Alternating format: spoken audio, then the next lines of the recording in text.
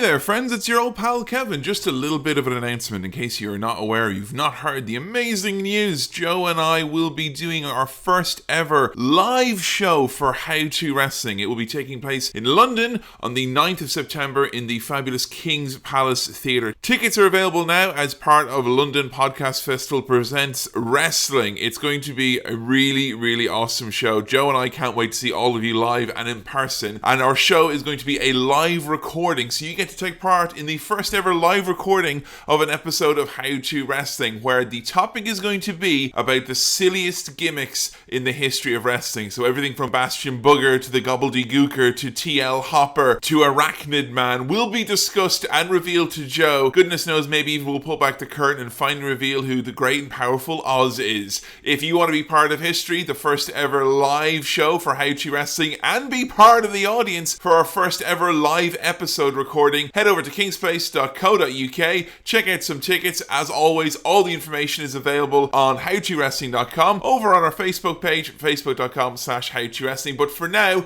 enjoy this episode dedicated to the Generico Luchador as requested by Russell Kidd, one of our backers on Patreon. Thank you so much, Russell, for requesting this episode. Enjoy How To El Generico.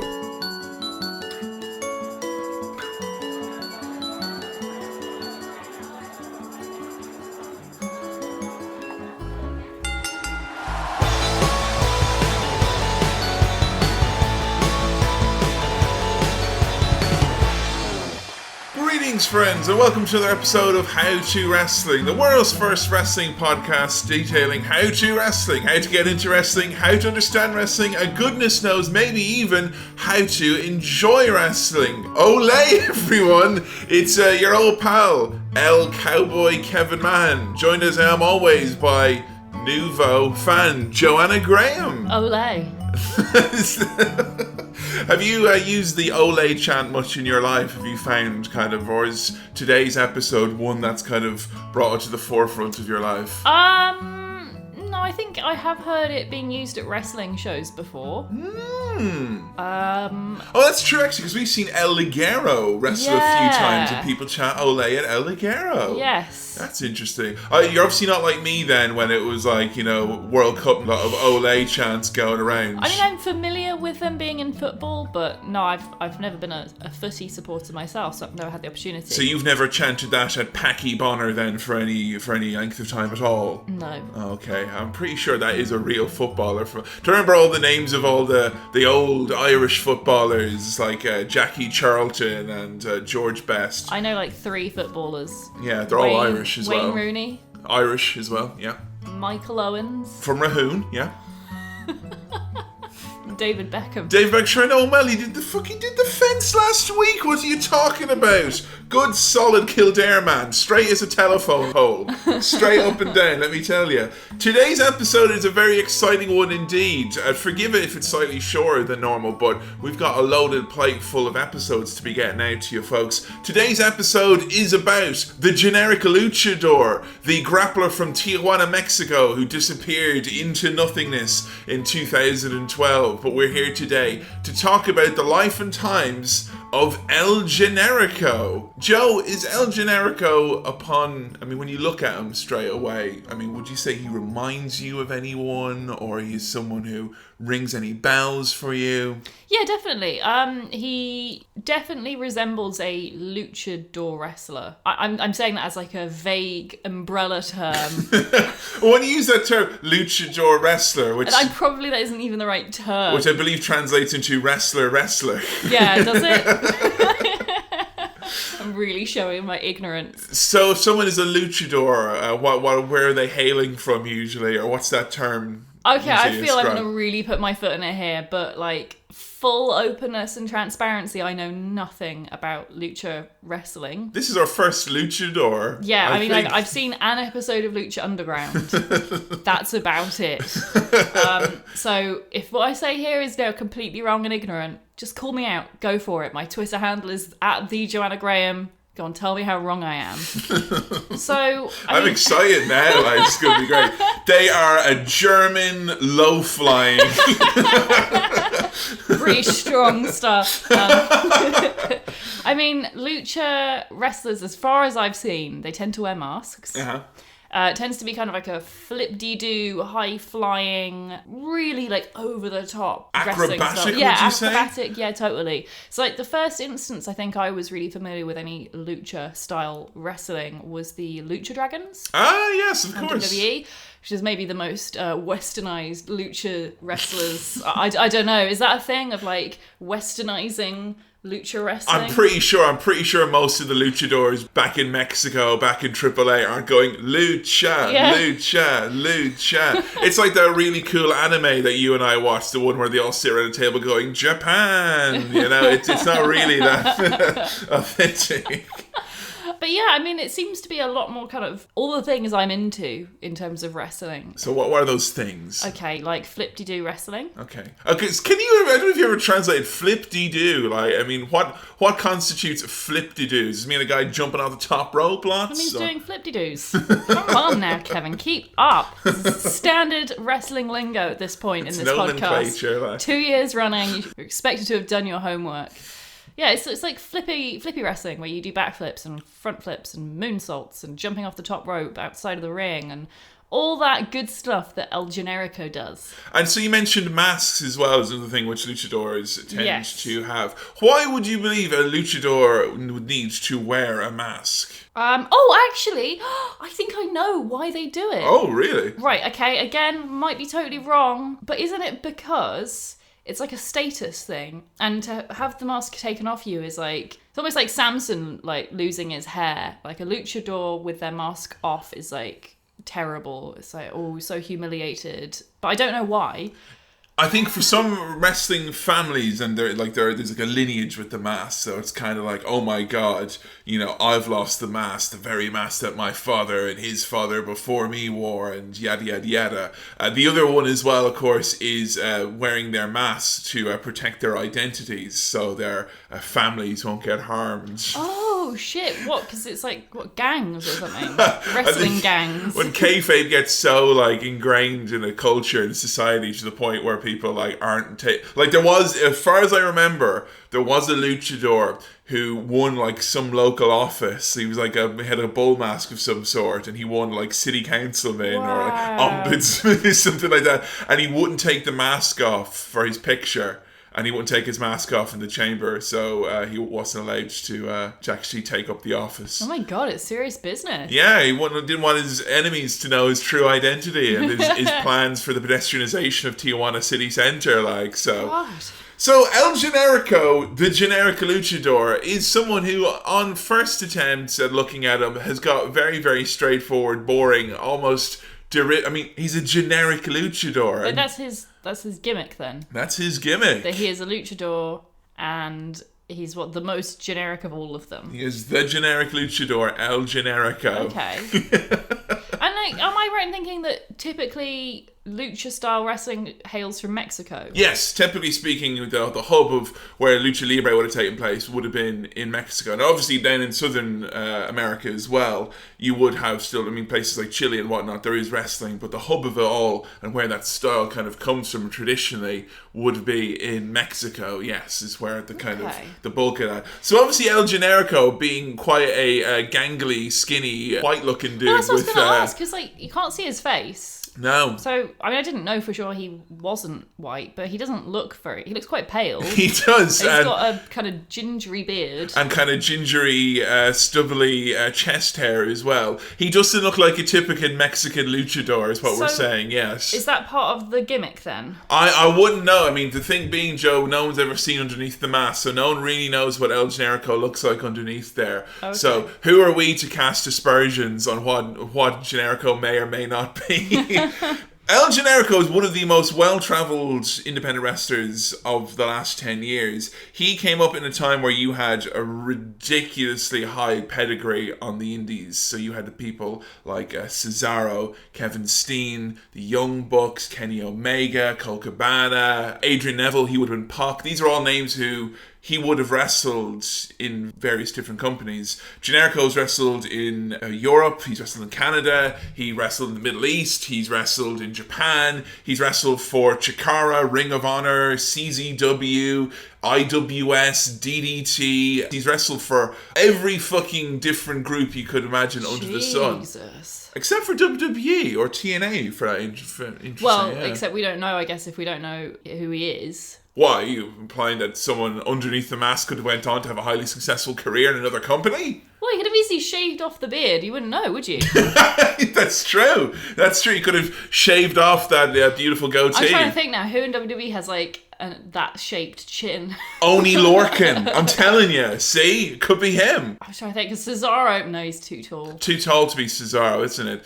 I was going to say like Zack Ryder. Like Could he's be. got the kind of pointy chin, similar. Kurt Hawkins has got the orange kind of beardish quality Yes, to him, I it's the guess. right colour, but it's the wrong shape. It's not pointy beard. Could be Heath Slater underneath there, you know? Oh, shit. Think about that. Similar body shapes. You know, he's been all around the world. He's got kids. I mean, because there are a lot of people, when we were wondering why we did these episodes at the same time, they were kind of worried what's going on, like if we're trying to uncover some sort of mystery or something like that. Or a big conspiracy. Well, I think the conspiracy is laid out right there. Go and ask, where was Heath Slater in 2009? Because I'm looking at my WWE encyclopedia, and before 2010, they even heard of no Heath Slater. So, you may be onto something big there, Joe. Something huge. Do you want to know a fun fact about El Generico? Please. He's one of the few wrestlers, and you won't believe this is absolutely 100% true. He's one of the few wrestlers I had heard of before I started watching wrestling. What?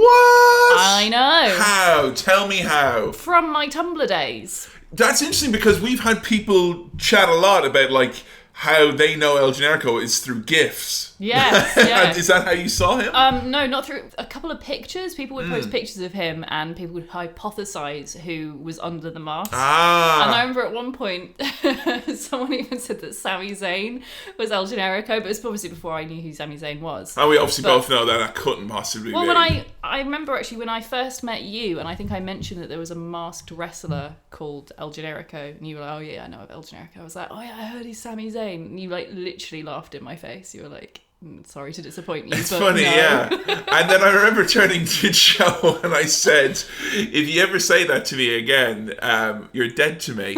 So don't. And you never have, except for that one time there, but that was recounting a story. Yeah. So you're not dead to me. You're very much alive, so it's fine. Yeah, I thought it'd be quite funny to share that story of how ignorant I was as a new fan. I just had no idea how funny. It's interesting because I remember I saw El Generico wrestle first way back in 2008, I think it was. So I went to see WrestleMania weekend and was well jazzed up for the big WWE show, and obviously because WrestleMania's on that weekend, as happens every WrestleMania weekend, a lot of other companies came to the area and put on some shows. And Ring of Honor was the company that came and they put on a pair of shows, and I went to see both of them, and both nights I got to see a very young Kevin Owens, who was known as Kevin Steen at the time, and his tag team partner was El Generico. And I remember loving this because Kevin Steen, and we watched a bit of Kevin Steen and El Generico from around this time. It was a lot of our focus for our Generico watching.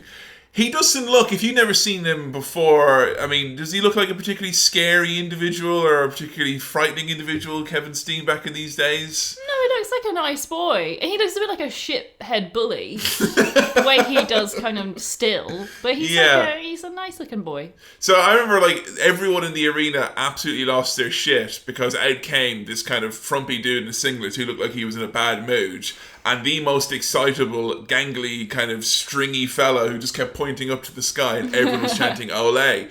And the first thing I noticed about El Generico when I saw him was how this man was essentially a collection of rubber bands that had been tied and folded in a way to resemble a human being. He is a very bouncy boy. He is very, very bouncy, yeah. The first match we decided to watch, and we had a lot of recommendations because these two were an incredible tag team. It was Kevin Steen and El Generico taking on another team we've done an episode of way back in the day, the Young Bucks. This is from Ring of Honor Final Battle in 2009. Tag team action here. Generico and Steen have just after recently losing their tag team championships here, so they're on shaky ground. So the Young Bucks here, this is before they are selling out merchandise in every merchandise outlet on God's green earth. I would christen them here the Even Younger Bucks. Yeah, with Boy Steen. Oh, boy Steen He's boy. so young. He looks grumpy. Cute little grump boy. Did you notice what was on his singlet? It was him doing a moonsault. I was really impressed you Really picked that. cool, yeah. Because when I first saw him, all I did for the entire match is go, what the fuck is that? Is You that couldn't like tell? I couldn't know, but from a distance. There's you know. there's an illustrator on Twitter who did an amazing piece of artwork of Kevin Owens doing that moonsault, and it's like ingrained in my brain because it's such a cool, iconic image. He is very, very graceful, is Yeah. Kevin Owens. I'm going to say Kevin Steen and Kevin Owens interchangeably here, I think. That's fair It enough, always yeah. happens. Have you noticed this? I wonder if you've ever seen. It's something which people hate a lot, which is referring to WWE wrestlers as their old indie names. Right. As in, there are some people out there where they'll say, this weekend it's Styles and Steen for the US Championship. They won't say it's Kevin Owens versus AJ Styles. They'll only use their old names, like... I think it's a bit silly to like take a stance that you're only going to use their new names. It's not very supportive as a fan. Like if the wrestler's gone through a rebrand, the least you can do is fucking call them by their new name. But if it's like a habit and you're just like, oh, I forgot that they've got a new name now, then I think that's fair enough. Yeah, I think that's what's going to happen here with Steen for me and Owens, Yeah. because I know them as both. But like, I saw someone a while ago on like Reddit or somewhere, and they were like, check out this sick John Moxley promo. And they Oh, go, for fuck's "Oh, it's sake. Dean Ambrose." And the person Okay. went, no, the person went, "Don't call him by his slave name." Are you serious? Yes. Jesus It's not a Christ. slave name. Like, it is so not a slave name. When they give you a slave name, you don't also have to sign a contract where if they use that name, you get, millions of pounds. dollars. Yeah. Oh my god. Also, the other thing I think about calling wrestlers by their previous names is like that's again appropriate if, like, say if you are actually watching a John Moxley promo as John Moxley. Yes, yeah. Then yeah, call him John Moxley. Don't call him Dean Ambrose because it's a different character. But yeah, I don't know. It's weird the other way around, I think. Oh, what's the matter? Did you get confused when I called him John Moxley? So you maybe haven't heard of John Moxley, but that's Dean Ambrose's real name. No, it's fine. It's fine. You got Wi-Fi. Check it out. Just check it out there. Go to Wikipedia. Have you been there? Have you seen it? Do you know that I'm correct? Oh man, look at this sick video of John Moxley putting a saw to his head. You know what? I must say I love the fact that El Generico and Kevin Steen, they were liberal with their hugs when they were coming out. Nice hugging boys. Lots of hugs. What do you think of Generico's sweet, sparkly cape? Oh, I love his little cape. It's so cute. I want one. So you think you would rock the cape if you were a wrestler? Hell yeah. Oh, I noticed the Olay chants started before they even made it to the ring. Yeah, big Olay chants. Big They Olay would chant it before he came out, as kind of like a hype up thing. Was El Generico the first wrestler to get Olay chants then? He is the first wrestler that I can remember having Olay chants. And that's not to say that there has been wrestlers beforehand, but I would definitely say in terms of across indie wrestling popularizing it in the US, I think Olay was definitely done by El Generico. So you hear it all the time now. Yeah, it's funny. Well, they do it in like Montreal all the time as well, and the WWE announcers, they always try and say, oh, well, they chanted because of the hockey here in Montreal. But I don't know if there's anyone who's a Montreal-based fan. I know we have some Montreal fans. If you notice Olay chants at hockey, please tweet in and let us know. It is definitely quite a strange thing. Like, the catch-all one as well is if they hear Olay chants, they go, wow, international fans here tonight. So you and I, of course, being international, Joe, this is an international household. We chant Olay when we're making porridge in the morning. So. Every time. Yeah, Whoa, every day. whoa, porridge. Olay. I'll tell you what I noticed definitely about El Generico. He has a handsome chin. He does. Kind eyes as well. He does have kind eyes. Very kind eyes. I think that he'd be a handsy boy. You think so? Yeah, I think he's got nice eyes. He's got a nice chin. Yeah, nice little beardling going His on little there. beard, yeah. You think Hello. he's He's a handsome hunk. boy underneath A there? hunk under that. And no one's seen him. No one's seen him. No one's seen him. Actually, I do remember once that Ring of Honor, when they were going to pay-per-view for the first time, it was actually around this exact time, I remember, and they were trying to do like a pre-show type thing. And what they accidentally showed instead was they put a live cam on. They left it on for all afternoon as the wrestlers are in the ring, warming up and trying out, their moves and calling spots for later on. And apparently El Generico was there. You could see him. Really? But I didn't check because I was in the other room. So, who's to say, really? I mean, you could have seen him at that point, but if you lost that opportunity, that's the only time I know of. But I want to see if he's hot. Tweet in. If you've seen El Generico's face, tell me if he's hot. There's not yet been in wrestling a storyline where someone tries to unmask a wrestler to see if they're hot underneath.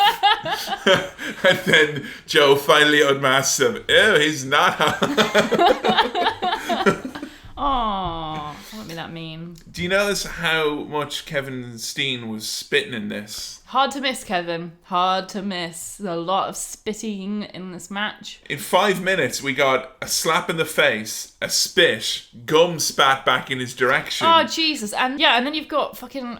So Matt Jackson spat out his chewing gum, and Kevin Owens just looks at it, picks it up, and then puts it in his mouth. He's like, delicious. That's fucking horrid. So greasy. Ew, unhygienic, It's so gross. When you think of all the blood that has touched that ring, all the spit and sweat and tears and Ring of Honor, which is all black, dark grey and red, the colours that are designed to mask the fact that they've not watched their wrestling ring and he literally at one point shot snot from his nose as a shower of snot.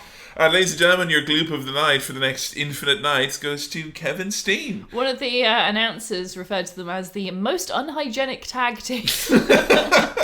I like Generico's got he's got some fun offense. Like, he will chop a guy and then point up and go, "Ole!" and then chop him again and again. You notice that because Generico has got a mask on, that he almost compensates for the lack of facials with his body. You would never look at this guy and go, "Oh, he doesn't sell," or "I don't know what his character is doing or feeling at the moment." No, it's totally big hand actions, totally over the top. Everything is emphasised. It's like Greek theatre. Yeah.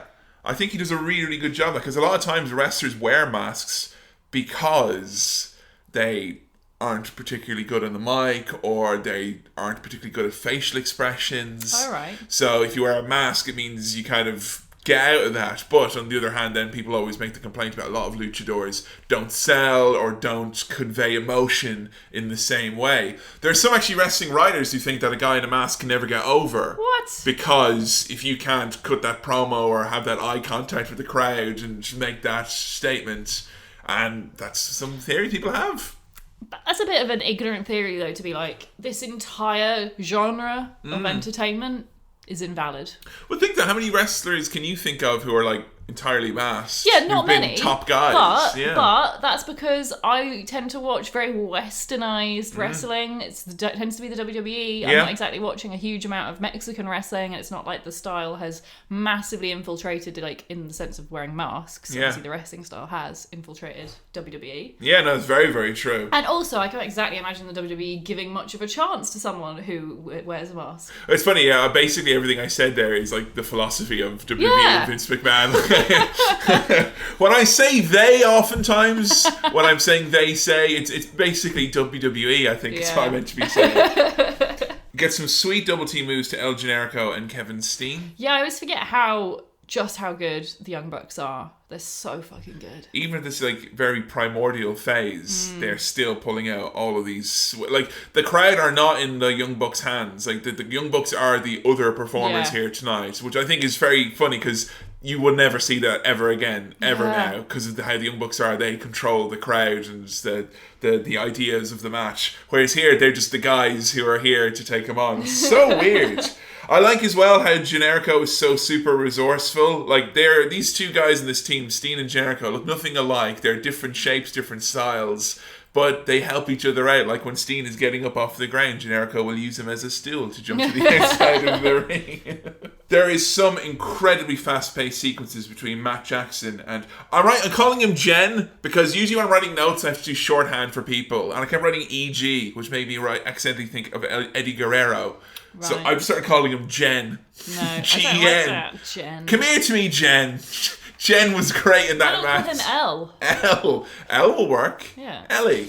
Or Rico. Rico, I like that. El Rico. There's a couple of moments in this match as well which are kind of almost like building up to what we see later on. Like Generico's about to get a big move right in the face and Kevin pushes him out of the way and takes the move for him, sacrificing like a very good boy. Is this like, is Kevin Steen, when he was with El Generico, was like really nice and then something horrible happened and then he became friends with Sami Zayn and became a dick? It's weird, he would always, he made out like he's the reason why Generico is in America wrestling. That was kind of the story oftentimes he would tell. Brought him to America? Yeah, like he said he found him in the gutter in like Mexico and he just like dusted him off. It's like, here, come and wrestle. But like they would often do things like Generico, because Generico didn't speak English, he had very poor English and also quite poor Spanish as well. Generico just had difficulty communicating full stop.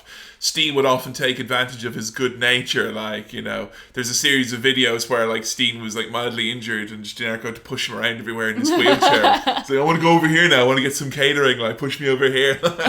We get the Yakuza kick by El Generico, similar to Sami Zayn's Haluva kick, but again, a different move and you can't prove that they're the same person. So did Sami Zayn, is that just like another instance of a WWE wrestler stealing a move from an indie guy? Oh, absolutely. I mean, we see this happen all the time, Joe. I think we talked about it in recent episodes. It seems to crop up an awful lot. And it's funny, if you listen to Sami Zayn talk about El Generico... Oh, yeah, shit, because did they ever wrestle together then? They've never wrestled together, no. They've never wrestled together. They never wrestled against each other. And it's funny because Sami has mentioned seeing Generico wrestle quite a lot and being inspired by him before he went on to do his other career. So, but if they are in, because they're in similar circles, obviously, with having fought the same kind of opponents like Kevin Steen and Cesaro and that lot. Does that mean that Sami would have asked permission to use I forget the name of the move, what's it called? The Yakuza kick. The Yakuza kick. I would imagine not, mainly because Generico had such poor communication skills. I mean, Generico wouldn't even know how to raise such an issue, yet alone contact the wrestling ombudsman. So, I mean, there's not really... I think he's fucked him, pure and proper, is all he's done there. So much for Sami Zayn being the nicest wrestler in WWE, stealing all your moves. Seriously. Cultural appropriation. He's taken a lot of stuff from this guy here. We got a sharpshooter by Kevin Steen here, and the Young Bucks try to break it up, and he just spits in their face as they're trying to do it. The Young Bucks hit their ridiculous finishing sequence, more bang for your buck, but Kevin Steen still manages to kick out. We have this lovely bit here where Kevin Steen is like completely dead and he's trying to get up and the Young Bucks just take turns super kicking him in the face. It's great. They're like clearly like desperate. How do we win? Let's just super kick him until we win. I kind of feel like the Young Bucks in the future maybe told him, just do the same move over and over again. Thanks, future Bucks. So yeah, 90 super kicks, the Young Bucks win. A very tearful promo afterwards as Kevin Steen talks about kind of, you know, his road that he's travelled, because him and Generico have been wrestling together and against each other for 8 years. Is that what he was saying? I couldn't understand a single goddamn word because the microphone setup was the worst. This is something I think needs to be discussed. I mean, yeah, what would you say to the production values here with the Ring of Honor? So bad. So bad. I don't know, like, if it's like fair game to say, because no one ever says it. But why? I don't know. It's funny because this was the exact time where I really got inspired by Ring of Honor and really wanted to watch a lot of it. I remember used to trying to stream their shows and to watch their stuff live as much as possible. And then I remember getting really annoyed because the announcing you could barely hear. It looks like they're on rock band microphones. Yeah. And then you would have like them guys trying to cut big promos and it's like... Yeah, that's what this was. It's really, really bad. And it kind of... It harms when the guys are trying to tell a story and they can't tell the story. And a lot of what tries to get conveyed here, I had to kind of translate to you. And I feel like that's not how you should experience a lot of your wrestling. You know, it's really, really upsetting the way that it happens a lot. Yeah. But this is a company that unfortunately had a lot of crappy production values. The first one I watched live, their first ever live like pay-per-view, I tweeted, it was like my first weeks of Twitter, and I tweeted like, I love this show, but I like tweeted like the director was like, but seriously, how shitty are your production values? And I got all this hate, like, how dare you, they're just starting out, you motherfucker, trying to kill this company. But like people who have worked for Ring of Honor have talked about at the time how they had real difficulty getting like good equipment, and the people in charge didn't obviously give them the equipment. Yeah, I imagine it is difficult if you've got people who are talented and able and know what needs to be done, but if you're not getting the money from head office or whatever, the budget of, buy this new microphone or this piece of equipment that will help. It's funny because be like, nah. Loads of people like request us we look at this match because this is the match where Kevin Steen like turns on Generico and he has this like heartfelt moment afterwards where he's talking about his career and all the hardships he's had, and then he turns to Generico and says, "And you, I hate your fucking guts," and he kicks him in the dick. Jesus. And he's smashed in the head by a chair. But I feel like a lot of that emotion is really truly gone. Yeah. And you can't hear a word they're fucking saying. And like, again, it would be kind of fair enough, but at least have subtitles. Yeah. You know what? Everyone goes out there, all the communities on YouTube who subtitle like every fucking vlogger's upload into every different language. Someone go and closed caption 2009 Ring of Honor. Please. So what star rating would you give for Generico and Steen taking on Young Bucks? Let's include the muffly promo and the ball shot as well at the end.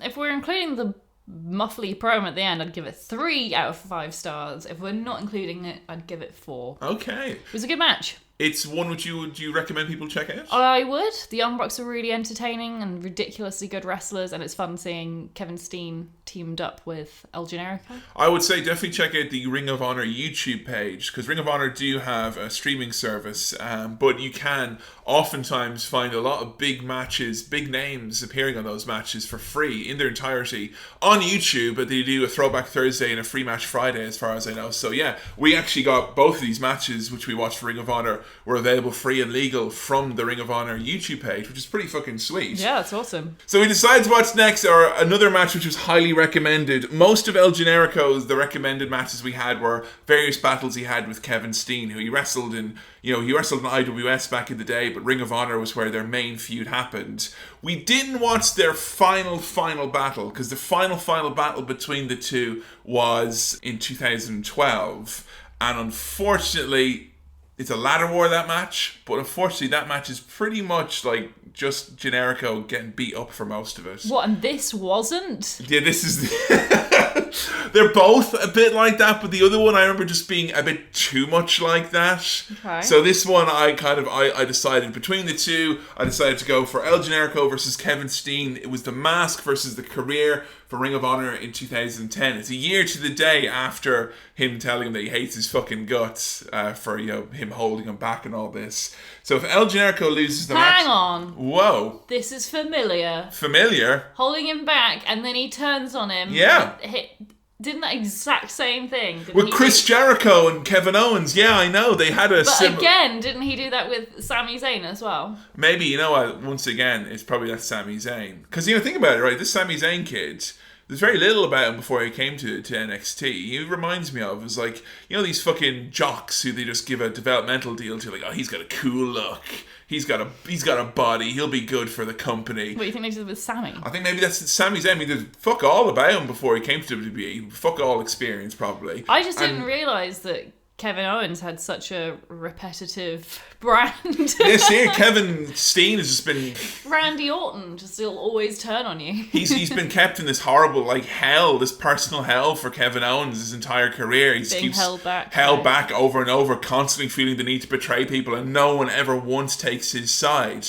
Whereas this Sami Zayn lad is just kind of like, hey, let's steal all these cool moves from El Generico. He doesn't even speak any English. I'm on my way to the big time. I hope at some point WWE has an angle where they have Kevin Owens and you've got Sami Zayn and El Generico and Chris Jericho.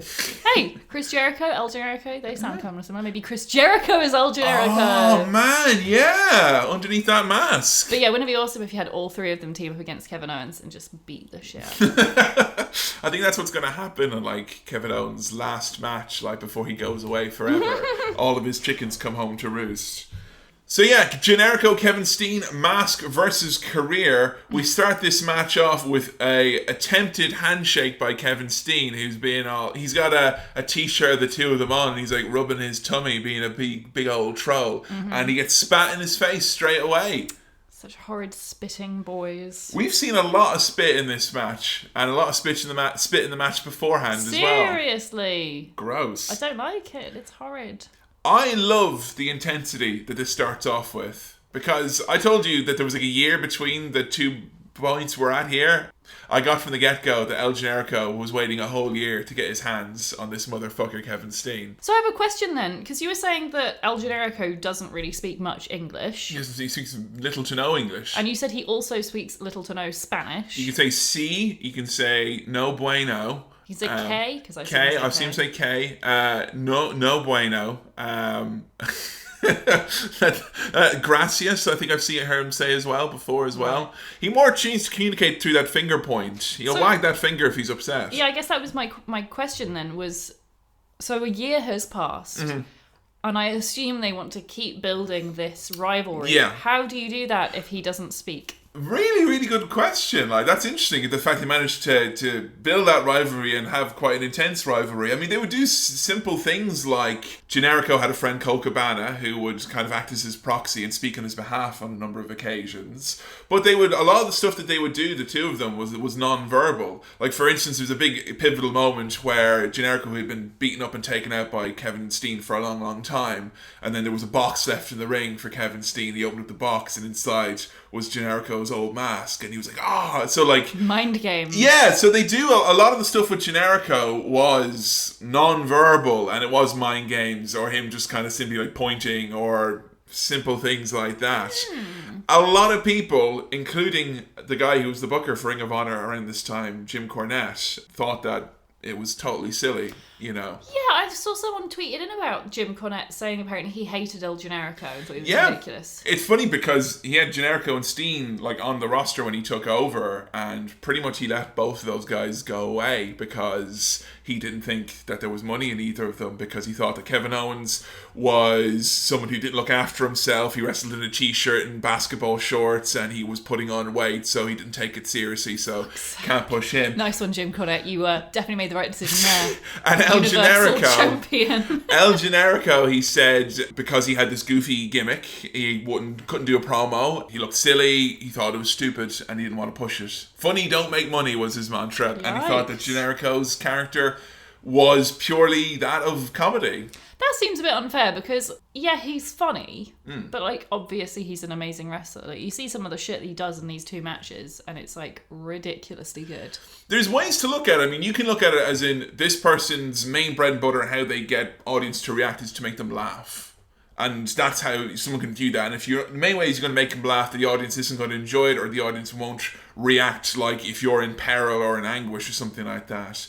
Now, as someone who grew up with his favourite wrestler being Mankind, who was Mick Foley's very goofy, silly alter ego and persona, who would have a sock puppet and do silly things, he made me laugh all the time. But if I saw him, and I did see him in situations where I was like, oh my god, these people are beating him up, or he's been put in this horrible, unfair situation, that makes me more because oh my god, the poor guy, he's just a nice, funny guy. And like, for me, seeing El Generico, happy-go-lucky, simple, happy dude, and he's been put into this horrible feud with this violent monster, Kevin Steen. Jesus Christ, I mean, that's the only thing I want to see face off against Kevin Steen, is like, you know, he's so evil and such a force of ill will. I want to see something pure and happy go up against that and stand up against it. I'm not sure that this match could be called pure or happy. Yeah, I mean, this is definitely the battle of pureness and happiness attempting to overcome nastiness. Yeah, early on he wrapped a chain around Kevin's face and just kind of like locks it in place. First he choked him with the chain. This huge fucking, it looks like a real chain as well. Clonks him with it. It's heavy. Strangles him, clonks him with it, wraps it around his face. Ugh. So Kevin is bleeding liberally from the get-go. It's like that iconic moment with Steve Austin. He's got the blood pouring down his face. Yeah. That, but the whole match. Alright, I will say with Kevin Steen, I was impressed that he was able to bleed for so long. And not so red. like, you know, there's people who they bleed and it's like, I've cut myself too deep or it's too much, and literally their entire face becomes this red curtain and they have to like end up the match pretty quick. Yeah. He manages to have sustained dramatic bleeding. Also, it's so viscous and bright red. It's not like that kind of murky brown blood. It's that vivid, looks like fucking paint. Like, it's just like right in the center of his head. It's just like dripping out, and it travels. Oh boy, does it ever! Now, I thought off the get-go, okay, he's bleeding. And Joe, how would you usually say your normal relationship with blood is? It's a bit like this. Oh god, the blood! Oh god, Jesus. So much blood. We rarely see blood in WWE. Like, if we do, it's because someone's made an accident. Yeah, or because Brock Lesnar's done one match this year and they're like, may as well get our money's worth.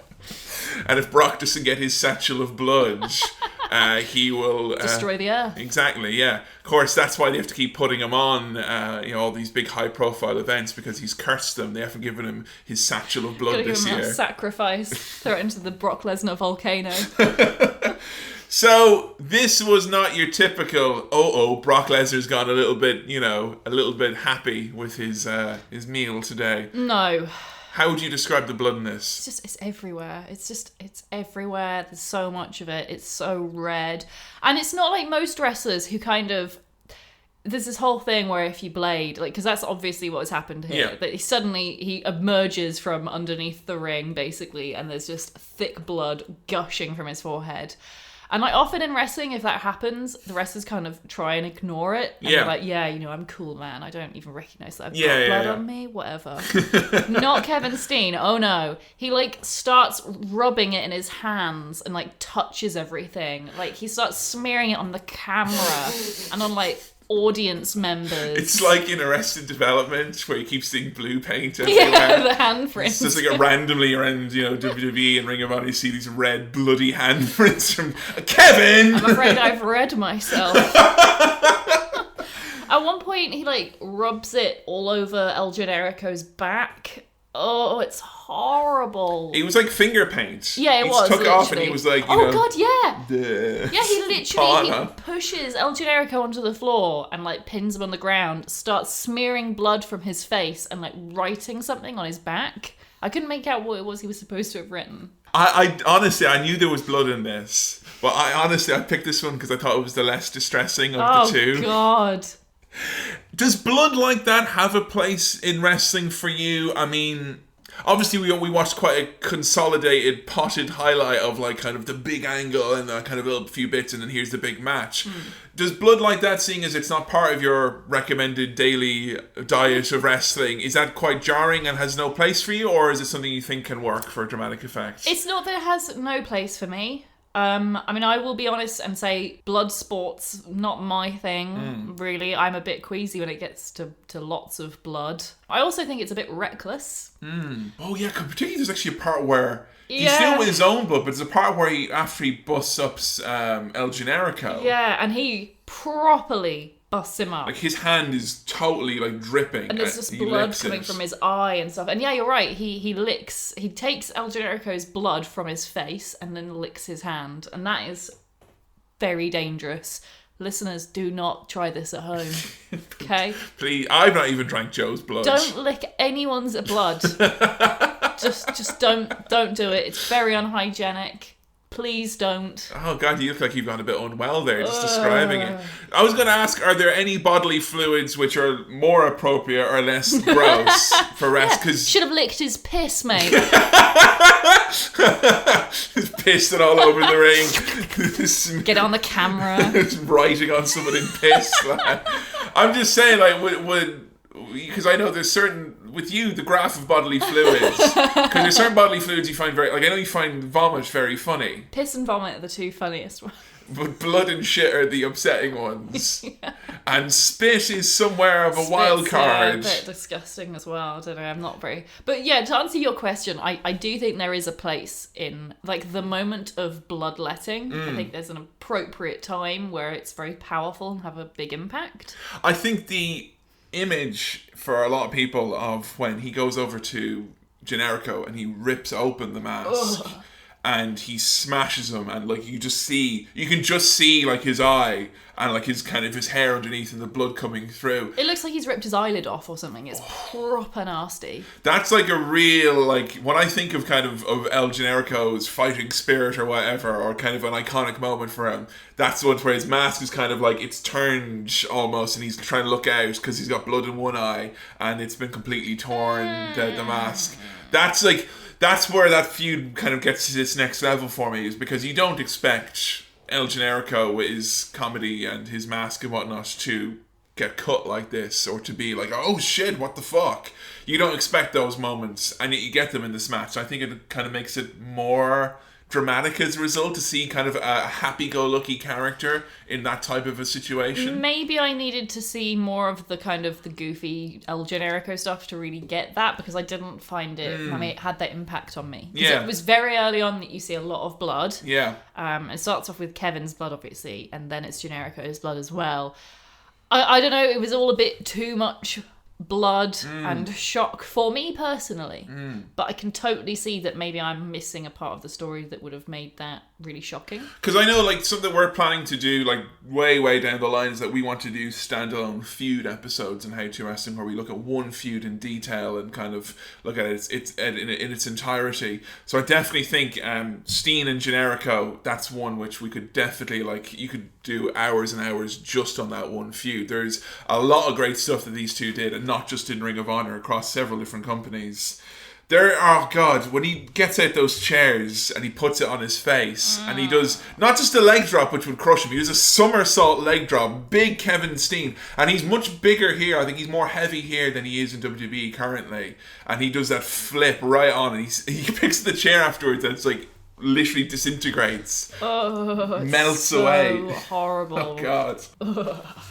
Poor Generico. I can only imagine that like his face was mangled after this match, because he looks in such a bad way. Oh man, I wonder if one of the reasons why if you've got a mask, you can get away with not having to bleed. And most, sorry, I can't bleed. You won't be able to see it. Like, well, you could hear. That's why Kane never had to bleed in his career. Like, sorry. Maybe he's been behind the mask. No one knows what it's like. So there's a really, really horrifying moment here where we get the ladder gets pulled out and the ladder gets put on its side. That's the worst way for a ladder to be. And then it looks like you're going to get Generico onto it, but Generico just turns around, he slams Kevin Steen onto the worst part of the ladder. As in, if you got a ladder, one of the yellow warning symbols will show you wrestlers doing this and say not to do that thing. Yeah. I think it's really amazing that there's so many of the, oh my God, what the fuck, holy shit moments from WWE ladder matches in recent years, particularly Money in the Bank matches that are from these matches that he's had. It's a lot of the stuff which Kevin Owens has been using, and I can only assume that Snake Sami Zayn, when he stole El Generico's moveset and a lot of his repertoire, he stole some of these spots as well, but they've been incorporated into WWE ladder matches recently. I think it's really cool. Yeah. Steen sets up a table on top of a ladder, and one great thing about Ring of Honor is that because they keep throwing all this kind of bunting around everywhere, it keeps getting caught up.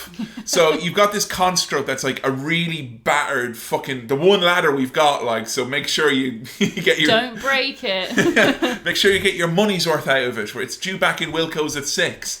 It's all covered in all these like bits of streamers. So Steen looks like he's going to send Generico through this like massive construct, and he manages to run up the length of the entrance ramp, and Generico dives through the little tiny crevice between the table and the ladder, and he dives through there and gets a spinning DDT on Kevin Owens. That is incredible. Oh. How does one do that? Like, jumping's hard. Yeah. He said, jumping that one time. It's the fact that he manages to... It's like he's jumping through a little letterbox. Yeah, because you gotta, when your brain is telling you to get small, you would kind of, surely your body would put yourself in a way. And travelling, but to get through that narrow gap, but also you're a fully grown adult. You need to be long. You're going to go through, but you got to go through quickly, because if you don't go through quickly, you'll get caught up in the middle of it and fall down and get tangled in a ladder. It's the kind of thing that if you're like a centimetre or two off in your calculation, you would hurt yourself in a very, very severe, hilarious manner. This move would be extra hard for you to do because you've got all that extra length to get through the gap. And also I have my extra girth and depth as well. That would also make it difficult.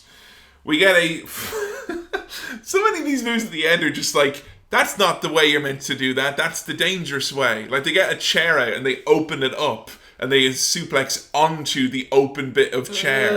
Or like Kevin Steen does his pile driver, sitting onto an already open chair. They destroy so many fucking chairs. It's ridiculous. So we get some interference from Steve Corino and Cole Cabana, but the finish of this match comes with one of the most insane moves. This is one of El Generico's calling cards. It's funny because this is a move he used to tease all the time, but he very rarely hit. And this is the first time he hit it on Kevin Steen.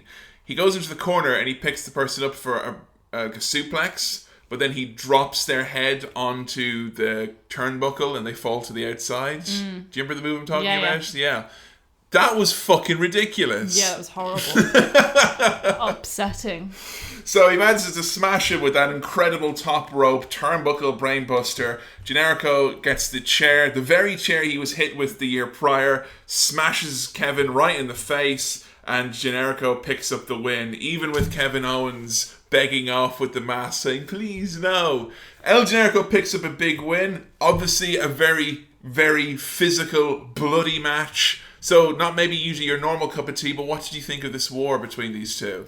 I enjoyed it. There was too much blood for me personally, so I gave it 3 out of 5 stars. Okay, so was it the blood that will put you It was off? just, it was an awful lot of it, and it was a lot of me kind of not watching because I was hiding behind my hands, squealing.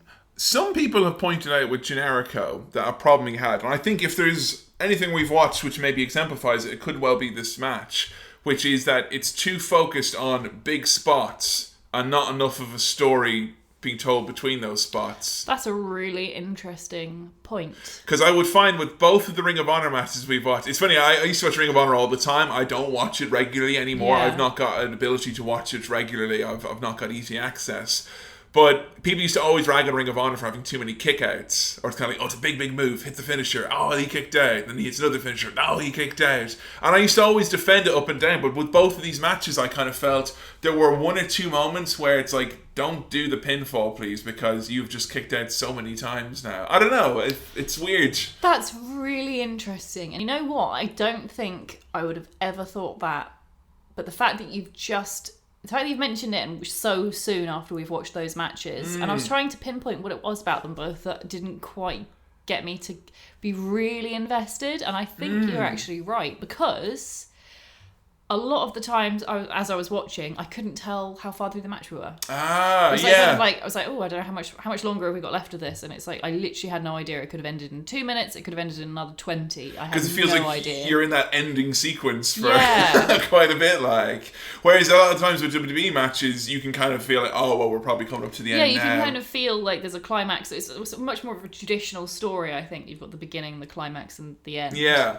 I don't know, some people will make the arguments that having that type of a structure makes for predictability and whatnot. Totally. Yeah. I completely get that. And I think maybe especially for like fans who've been watching wrestling longer than I have, that might be more of an issue. I don't know. But it's an interesting one. I will say with El Generico, there are no shortage of incredible matches to see with this man. I mean, if you type his name in, you can get your hands on some incredibly amazing matches for free on YouTube. I particularly would suggest people to look out certain ones from Chikara, including when he was part of 3.0 Olay, and also when he took on the 1-2-3 Kid. Really, really exciting matches. One I really wanted to show you, Joe, but was just simply impossible to find, was he wrestled Adrian Neville, who was known as Pac back in the day, as part of PWG. There were 2 matches which are recommended. But if anyone can point that in our direction, or if it's something that you can get yourself, definitely check those matches out.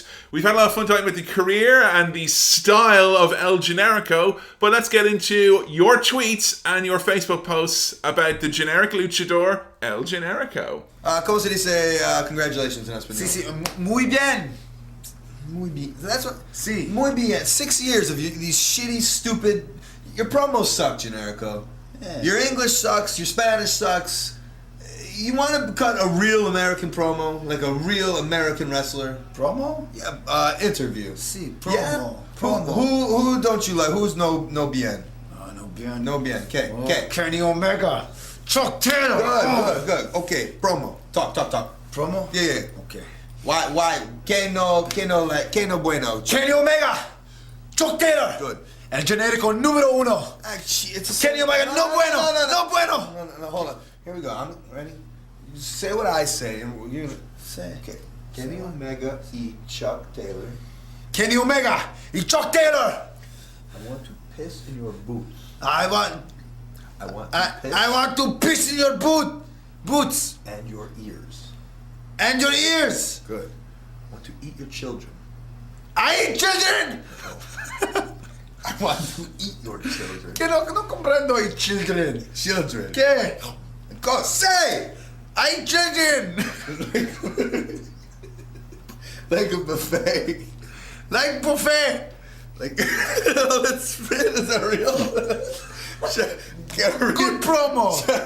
Luke Buster Rhymes says, El Generico was the first indie wrestler to draw me to that world. Beyond being a fun gimmick, he was absolutely compelling. Oh my god, yeah, I think there's something about him that, like, even in a loaded environment, like, if you can stand out in 2008, 2007, 2009, those years when you had such a high caliber wrestling on the indies, that's when, Daniel Bryan, all those big names, Seth Rollins, they were all, either up and coming or on the scene or very recently had been there. And I like that he was unique. I think what was really important for El Generico, and something that really helped me get into indie wrestling, a lot of Ring of Honor, is that I thought all of Ring of Honor was a bunch of lads who took themselves really fucking seriously. Yeah. Boots and tights, we don't need no gimmicks, this is Ring of Honor, it's about, what happens in the ring. That's all well and good, but I don't want to watch 3 hours of that. Yeah. But each night I saw Ring of Honor live, when Generico came out, I was like, fuck yes, it's this fucking guy, because he's totally different to everyone else. He is not this Mr. Serious boots and tights guy. He is a generic luchador who bounces around. We all get to chant Ole. That's fun, and I like that he was part of that show. I think, yeah, that's part of the beauty of his gimmick, I guess, is that you can instantly just glance at him and you know what to expect. Like, Kids loved him. He's the generic luchador. Yeah. Like, that's it. It's like elevator pitch, perfect material. But at the amount of times, like at shows, particularly Chikara, who do a lot of shows that are all ages and stuff, kids fucking adored El Generico. They absolutely got behind him because he's like a total cartoon character. Yeah. Rally Banana says, El Generico brought out the best in him and Kevin Owens. Never took his mask off, thank God. Yeah, God knows what it's like underneath We don't there. know, it's thank God. I mean, might be a hunk. I don't know, it could be Heath Slayer. I am worried after what happened to Kevin Owens with that eye that he's just like got some horrible mangled eye under there now. He's got no eye left. He's just like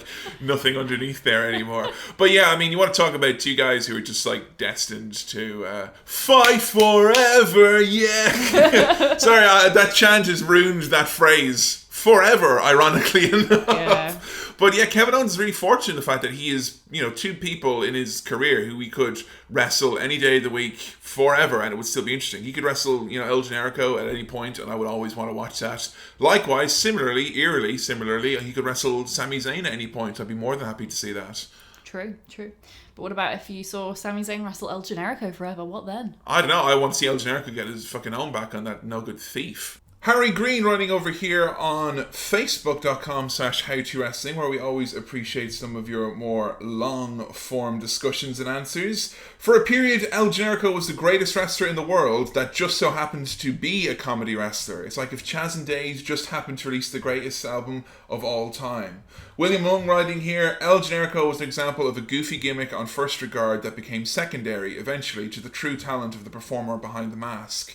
The name El Generico tells you everything and is good for maybe one laugh, but he had some fantastic matches, an absolute dynamite feud with Kevin Steen in his time. He was also incredibly funny. The best example of what I can think of this would be his good promo. Joe, did you see El Generico trying to do a good promo with Colt Cabana? I did, yes. That was very entertaining. I'm very, very concerned that he is going to eat my children. He's gonna piss in your boots. Piss in my ear, you say? Oh, Good God.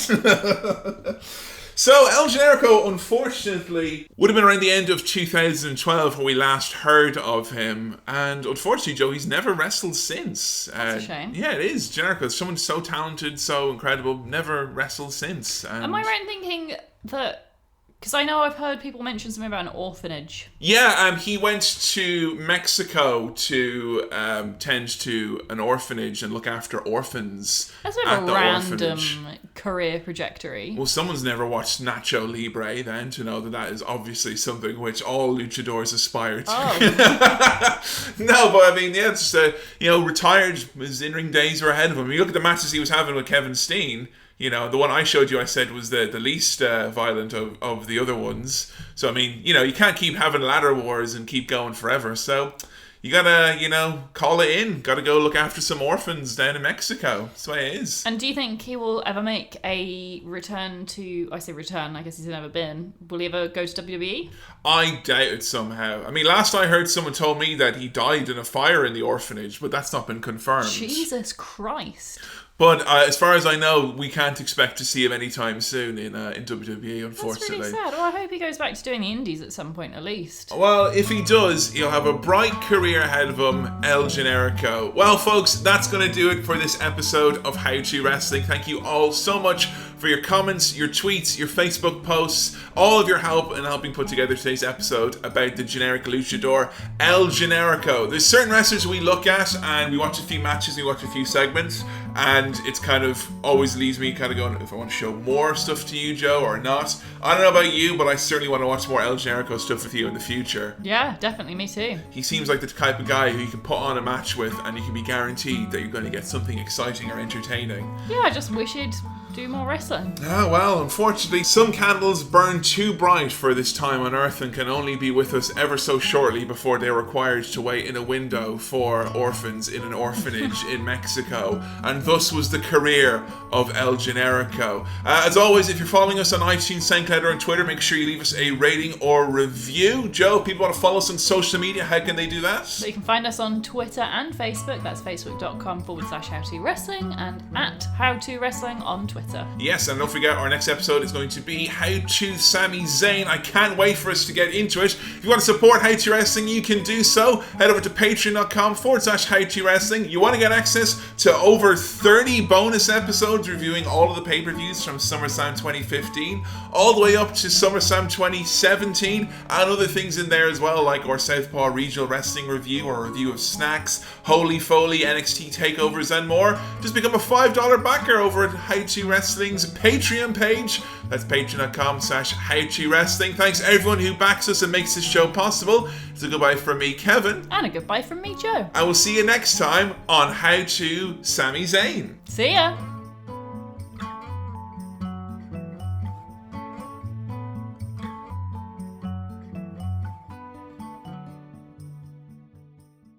Hi there guys, it's your old pal Cowboy Kevin here again. Just to let you know, this episode of How To Wrestling is brought to you by our fantastic backers over on Patreon, and this episode, How To Sami Zayn, was requested by Joseph Carr. Joe, thanks for your support, and enjoy this episode, How To Sami Zayn.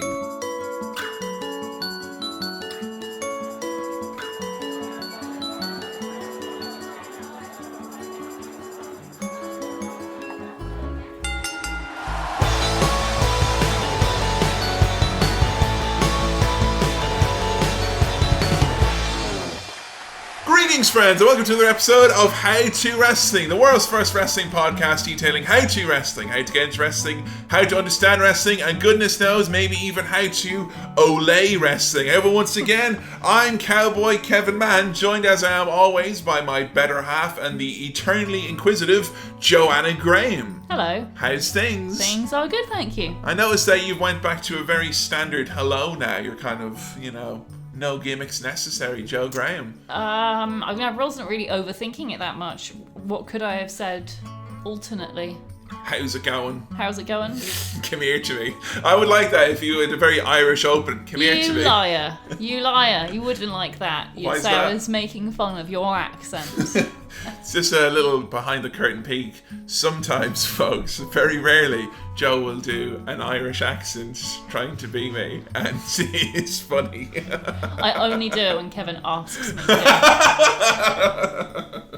Yeah, it's when we're watching Scott Hall matches. Joe, today's episode is a very, very important one, a very, very exciting one. We're talking about one of the first wrestlers who actually got you into wrestling. Today's episode is about Sami Zayn. Sami Zayn. When we very first started going out, Yes. I was apprehensive to tell you about wrestling. Yes. How would you describe it? You just didn't mention it for a long time. And then you mentioned that you had a podcast, and I think you probably thought you'd mentioned that you have a podcast thinking I'd just go, oh, this is kind of cool. But no, because I was working at a company that wanted to do more podcasting. So I was all like, oh, brilliant. Can we use you as a case study? Can I do lots of research into your podcast? What's this about? Tell me everything. God, this relationship is just a case study that got out of hand in East Lincolnshire. And then you had to tell me, you had to admit that you watched wrestling. Oh, that wasn't easy, was it? Well, worse, that you had a wrestling podcast. Oh my God, one of those. Scum. The worst of the worst. I do recall a couple of things, like from very early memories of us going out, of things that helped get you into wrestling. Yeah. I know that the Scooby-Doo WrestleMania movie is something that you watched quite early on when we started going out. Yeah, that's true. I know I showed you the Shield and the Wyatts wrestling, because I had this thing in my head, like most people assume that wrestlers all look a certain way, and I was like, I want to show her all these different bearded men that aren't in regular wrestling gear. I know you watched, you got a Mick Foley DVD quite early on. I did, yeah. I bought it from Comic-Con. Yeah. Because I'd watched a few Mick Foley matches and enjoyed them and wanted to try and learn more. I think I knew that we were meant to be when I saw that you were drawing Rock and Sock Connection pictures in your notebook. Fan art. But the first kind of week-to-week show that you and I really watched and kind of really started, I don't know, refining or exposing you to wrestling was NXT. And NXT in early 2015, late 2014, would have featured Sami Zayn. Yeah, he was a massive part of NXT at that point, and one of the boys that really kind of got me into being a regular wrestling watcher, like a current day watcher of wrestling rather than clips on YouTube. What was it about seeing Sami wrestle or on the mic, or what was it about Sami Zayn that connected with you? Because I think that was the first time I saw a wrestler make a connection with you. Yeah, where it wasn't just me going, look at this guy or whatever, you know. I think one of the first things that kind of got me liking Sami Zayn was the fact that you and a few others said how nice he was. So I think I came into wrestling obviously with the common attitude of, oh, wrestling is a horrible place, it's a horrible business and a horrible industry, and everyone's just a dickhead and takes drugs all the time. So when you say like horrible, is horrible in that like the people themselves are nasty, or that it's a cruel thing? Both. Or I mean, there is still, you know, aspects of it, and not as much as there used to be, but I think we've discussed this many times before, my attitudes towards wrestling were old-fashioned. They weren't quite up to date. And so when I heard that there were a newer crop of wrestlers that were all about like positivity and diversity and all the good stuff, which I kind of am very much into, I was like, oh, maybe wrestling isn't this horrible macho club which is full of toxic masculinity and men in tiny shorts. I mean, obviously the tiny shorts still a thing. So did Sami take your eye solely because he was a positive boy, or were there things that he was doing in that wrestling ring that struck a chord with you? It started off that it's just because I heard he was genuinely lovely. Obviously, I knew that he was friends with Kevin Owens, who is a big zoo boy, big fan of the zoos, and he's a family man. Yeah, it's always nice to hear. But yeah, so I think that was like the first thing. It was like, oh, I'll give this guy a proper chance. Like I'm on his team because he's nice. And then to see that he had this really cool flip-de-doo style of wrestling that I really liked. It was quite like Seth Rollins style. Yeah. And obviously I love Seth Rollins because he was a hunk. And yeah, so I think both reasons got me into it. Do you remember the first feud which we watched with Sami? Who he was feuding with over what? I remember him feuding with Neville at one point. That was it? Was it yes. Neville? Yeah. And do you remember what the story was with Neville? And because even though Neville wasn't necessarily trying to be a bad guy, what the story was? I know that Neville wanted him on his team for some reason, and that's all I remember.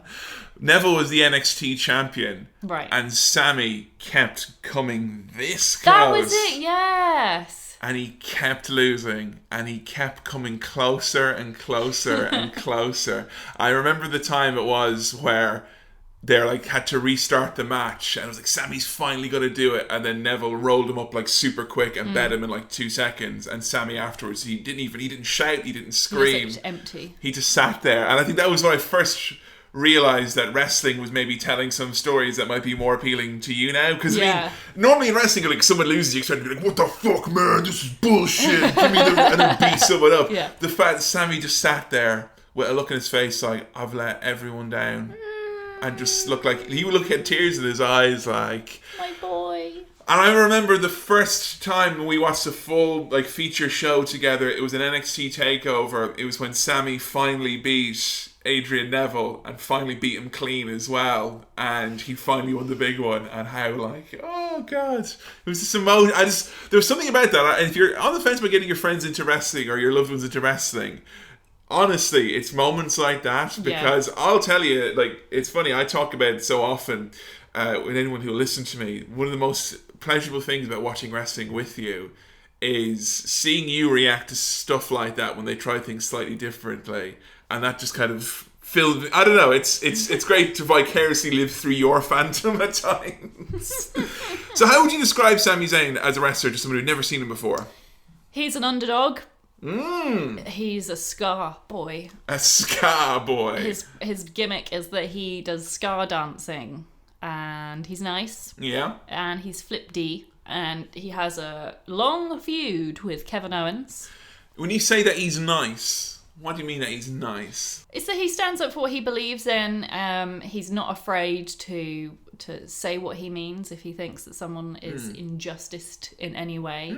Like most recently, he's had the whole Sammy for Syria movement where he's man, yeah. Have you heard about that? Yeah, so he's trying to raise, it was like $45,000. Yeah. And they've managed to raise it now. Yeah, he's had his first big go with that. To raise money for a mobile clinic in Syria, which is like just amazing work he's done there. I think we were watching Sammy wrestle for a good 6 or so months before you realised, or... I realised. You told me. Oh, yeah? Yeah, that he was Syrian. Yeah, he's a Syrian. Idea. His parents are originally from Syria, so they emigrated to Canada, and he was born in Canada. So he is Canadian-born Syrian, and he's Muslim as well. Yeah, that's so cool. Which I think it's one of those things that I think a lot of people take for granted, that there is this, like, Syrian Muslim wrestler who definitely is not fitting into any of the gimmicks or the things you would normally associate. Like the stereotypes. The stereotypes, yeah.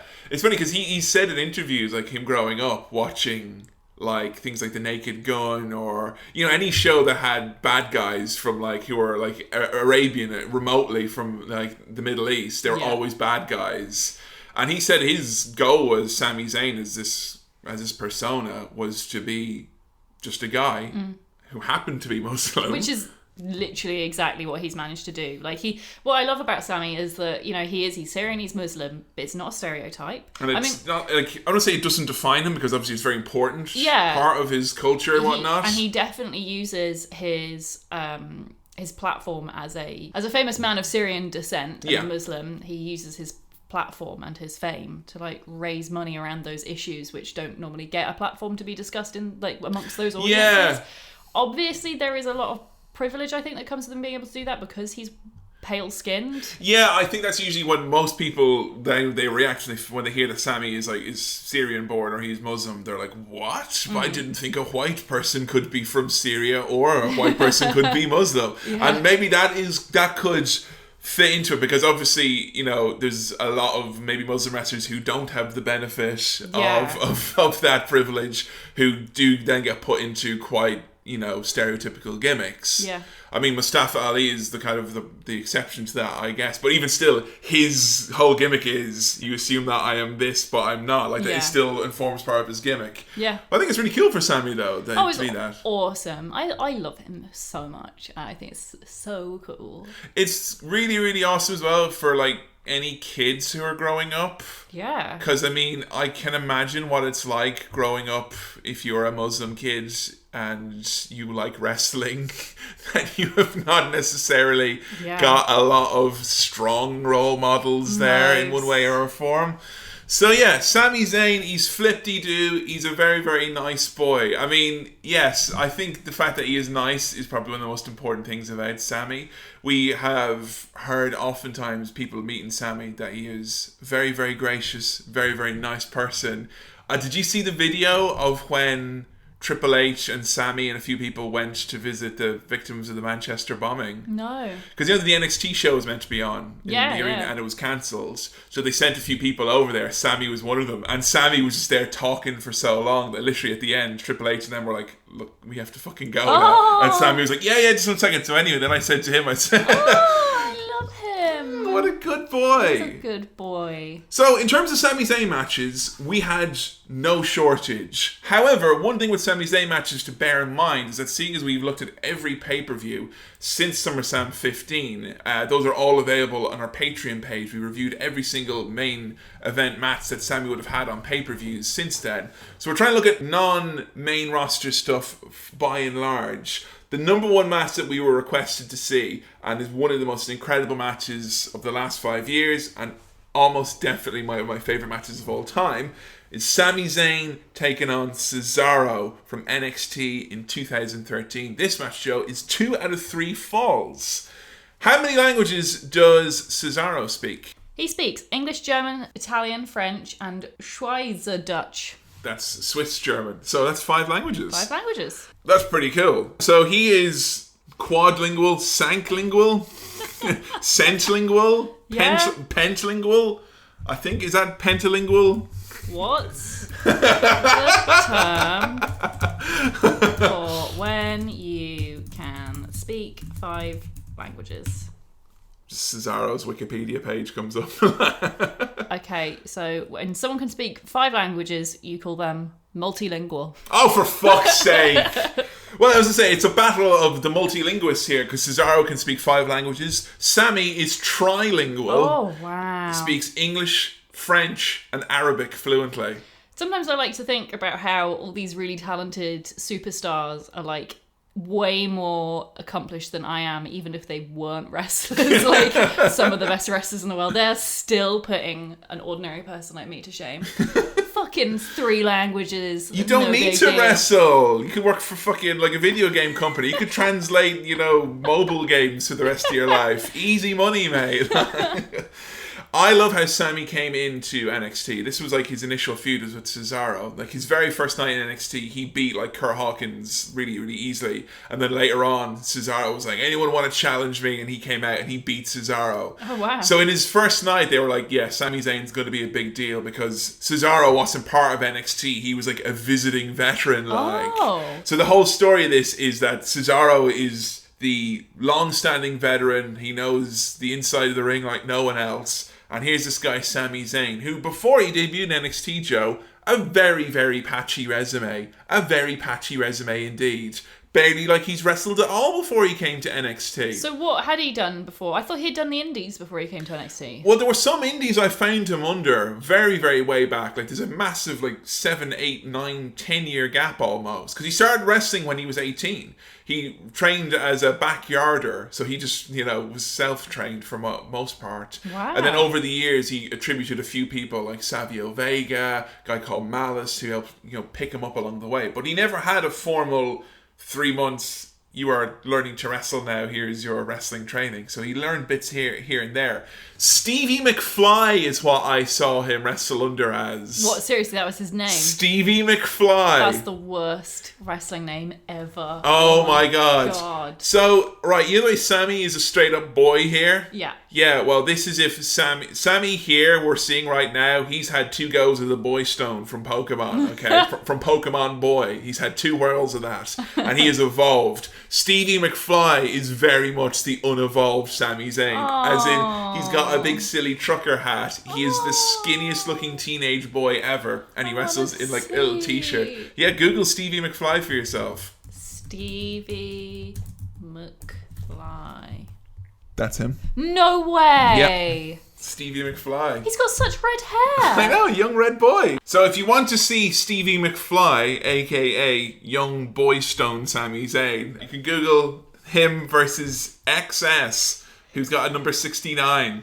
Simpler times, Joe. Simpler times. Aww. But yeah, by and large, Sami Zayn here, total rookie in his feud with Cesaro. And I love that this is 2 out of 3 falls because they've had their rematch. They have 1 win apiece. So this is how we settle the score. 2 out of 3 falls. And Sami Zayn comes out and he's all happy and fired up doing his little, He's got jig. weird, wrong music. Don't like it. Don't like it It's at very all. angry music and it doesn't suit him. What's the music that he normally has? Whoa, whoa, whoa. England! England gonna win the football cause they've got the best players. He's got really dark hair here. Yeah, Young boy longer Sammy. hair as well, hasn't he, than I in like his him later with the career. Yeah, long hair, it suits him. I like as well on his tights. He's got all the different countries he's been to. He's all different countries. All the different languages he can speak. Yeah, he's got fucking. That's actually how I was like, why has he got Arabic on the side of his trunks? And that's why I looked up about it and found out. I was like, oh shit, I didn't know that. Like, so that was how I initially found out. That's really cool. I like when Cesaro comes out though. He's not all like dancing or anything. He literally looks like he's fucking right. Come on now, then. He's so pissed off. He's absolutely furious. He has to wrestle this poor fucking rookie again. Immediately as he's coming out though, Sammy dives on him and hits his finisher, and he gets the first fall within like 10 seconds. So he completely catches Cesaro off. He does such a good job here, Cesaro, at making Sami Zayn out to be this like, fuck, this kid has got some sort of explosive quickness to him. For some reason, just even saying that, it's funny that Goldberg and Sami Zayn are both men doing the same job. And, you know, for the same company, like... Yeah. But it's just weird that those they're so different. They're so different. I would like to see I'd like to see a Freaky Five-Way. A Freaky Friday with Sami Zayn and Goldberg. That would be amazing. I think it'd be great. Sami Zayn can't even overthink his matches anymore now that there's only 2 moves. Did you, I know you don't usually pay much attention to the commentary. Why is it usually commentary is not your bag? Because I have seen commentary with Jerry Lawler on it. Burn. It's self-care at this point to not listen to the commentary. Joe's arms are straight up folded right now. Like, she ain't taking no shit, like. I will not listen. I refuse. It's just the safer thing to do. Right, our commentators here, we had a couple of really interesting points. One of the commentators was Alex Riley. Could you guess what one feud with one wrestler he's been in his life in this? Give me one guess. Is it The Miz? It is The Miz, yes. Amazing. How did you know? Because even though I don't listen to the commentary, I couldn't block out the repeated mentions of The Miz.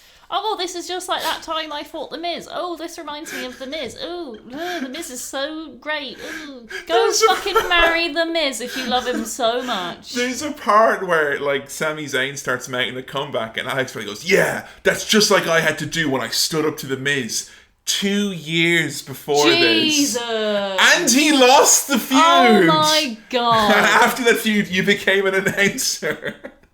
I'll tell you what though, he was good in Glow, Alex Riley. He was good in Glow. Yeah, it was. Yeah. Stick to TV, Alex Riley, and off commentary. We also get the incredible line of commentary here regarding Cesaro, who is a former United States champion.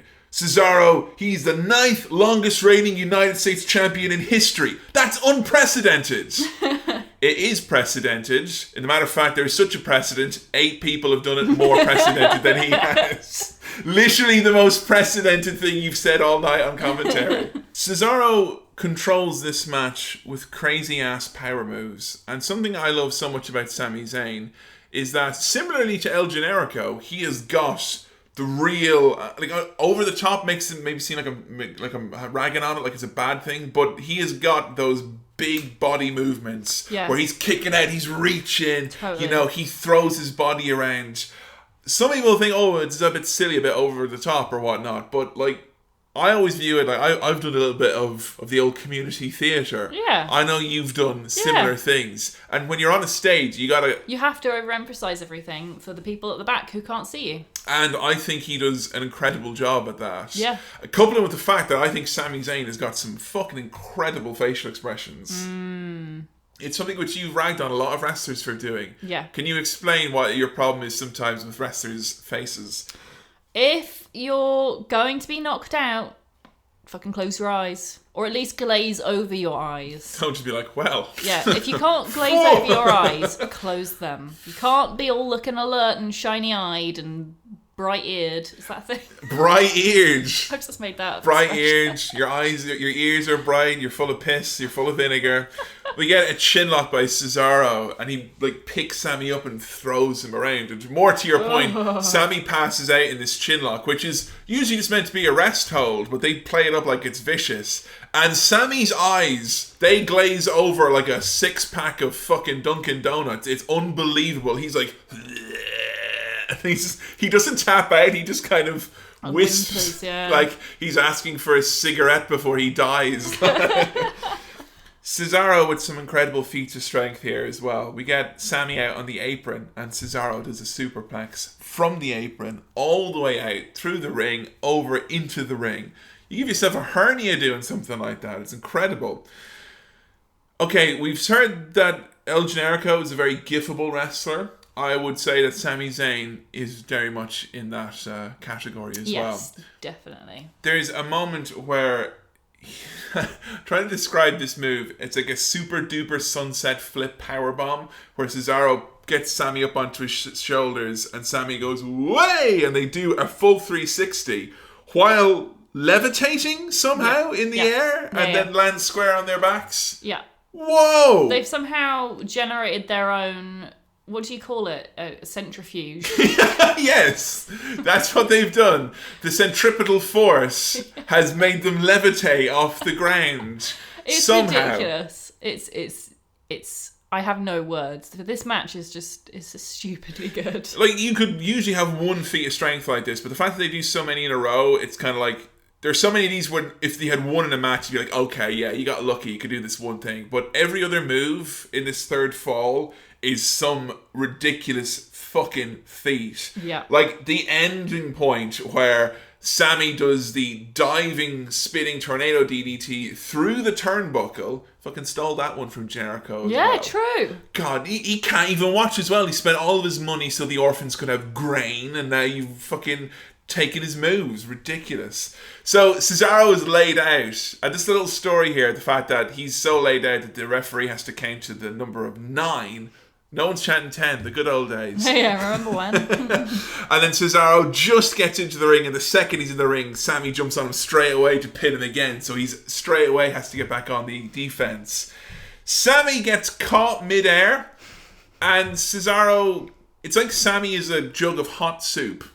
And he has to run around going, but not spill any of the soup. But the soup is squirming around and trying to reverse this attack. And also, you really want to hit an uppercut on that soup and not get any of it on you as well, which he manages to do. He like muscles Sami up while running around the ring in a circle, throws him in the air, uppercuts him, which Sami sells like he's been shot in the head. Yeah. Oh my god. And a big scream and neutralizer. Cesaro wins, but that is very much one of those matches where Sami, in losing, looked like a total champ. Which is a lot of his career. Yeah, I wonder what you thought about that, because Sami is someone who, by and large, I mean, if you go back and check out our review episodes, Sami don't win a whole lot. No. I know when we reviewed Battleground recently, and it was Sami versus Mike Kanellis, and we were like, Sami won! Oh, jeez, I hope everything's okay with Mike. Is he alright? Like... Is that, like, I know it's easy to sit and say, it doesn't matter if he wins or he loses, but as a Sami Zayn fan, does his win-loss record ever bother you? It bothers me when you've got the commentators being all like, Sami loses again, which is a bit like, yeah, maybe don't draw too much attention to that fact. Like, he works as an underdog, he doesn't work as a loser. Yeah. I kind of feel like when we talked about it in our Daniel Bryan episode, it was one of my fave ones for us to record, which was them maybe thinking that because Daniel Bryan lost a lot in, when he got over as part of the Yes movement and got into the main event of WrestleMania, I wonder if that means they think that, oh, well, if you're an underdog, then that means you're going to get super over, and if you're an underdog, that means we have to beat you lots.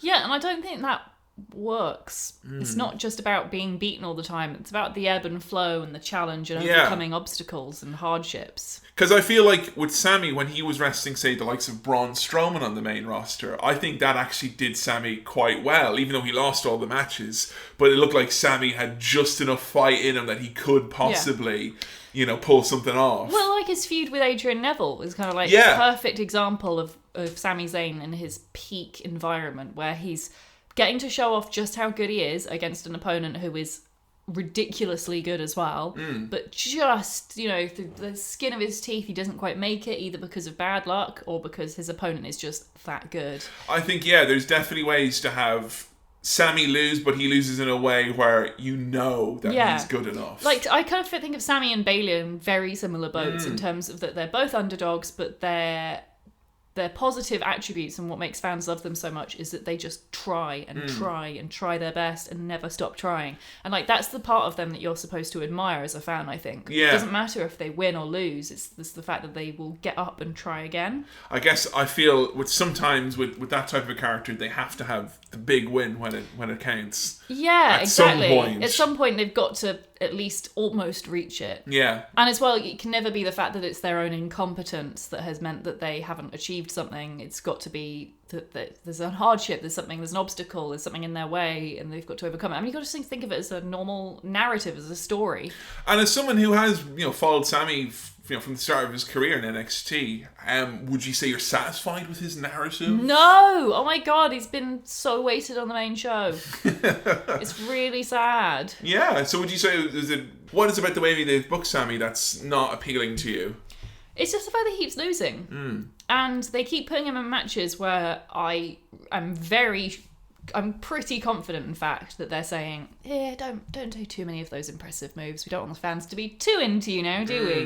Don't want to make them too excited. Feels like he's holding back a lot of the time. Yeah, definitely. Yeah. It's funny that he'll give, or seemingly give, more on this match, which was meant to be on free NXT. This wasn't even NXT TakeOver. This is just on NXT it's from May back in 2013. It's funny that he'll give you everything here, and yet on pay-per-views now, oftentimes it feels like you're only getting a couple of moments from Sami. But then doesn't that feel that way generally with wrestling at the moment? Yeah, it does, the actually. pay-per-view matches have not been as good. Yeah. And the match that we cover next with Sami versus John Cena was at Raw. Yeah, that's true. Again, another non-pay-per-view match that over-delivers. So with Cesaro and Sami, how many stars would you give that? I have given it 5 out of 5 stars. Whoa!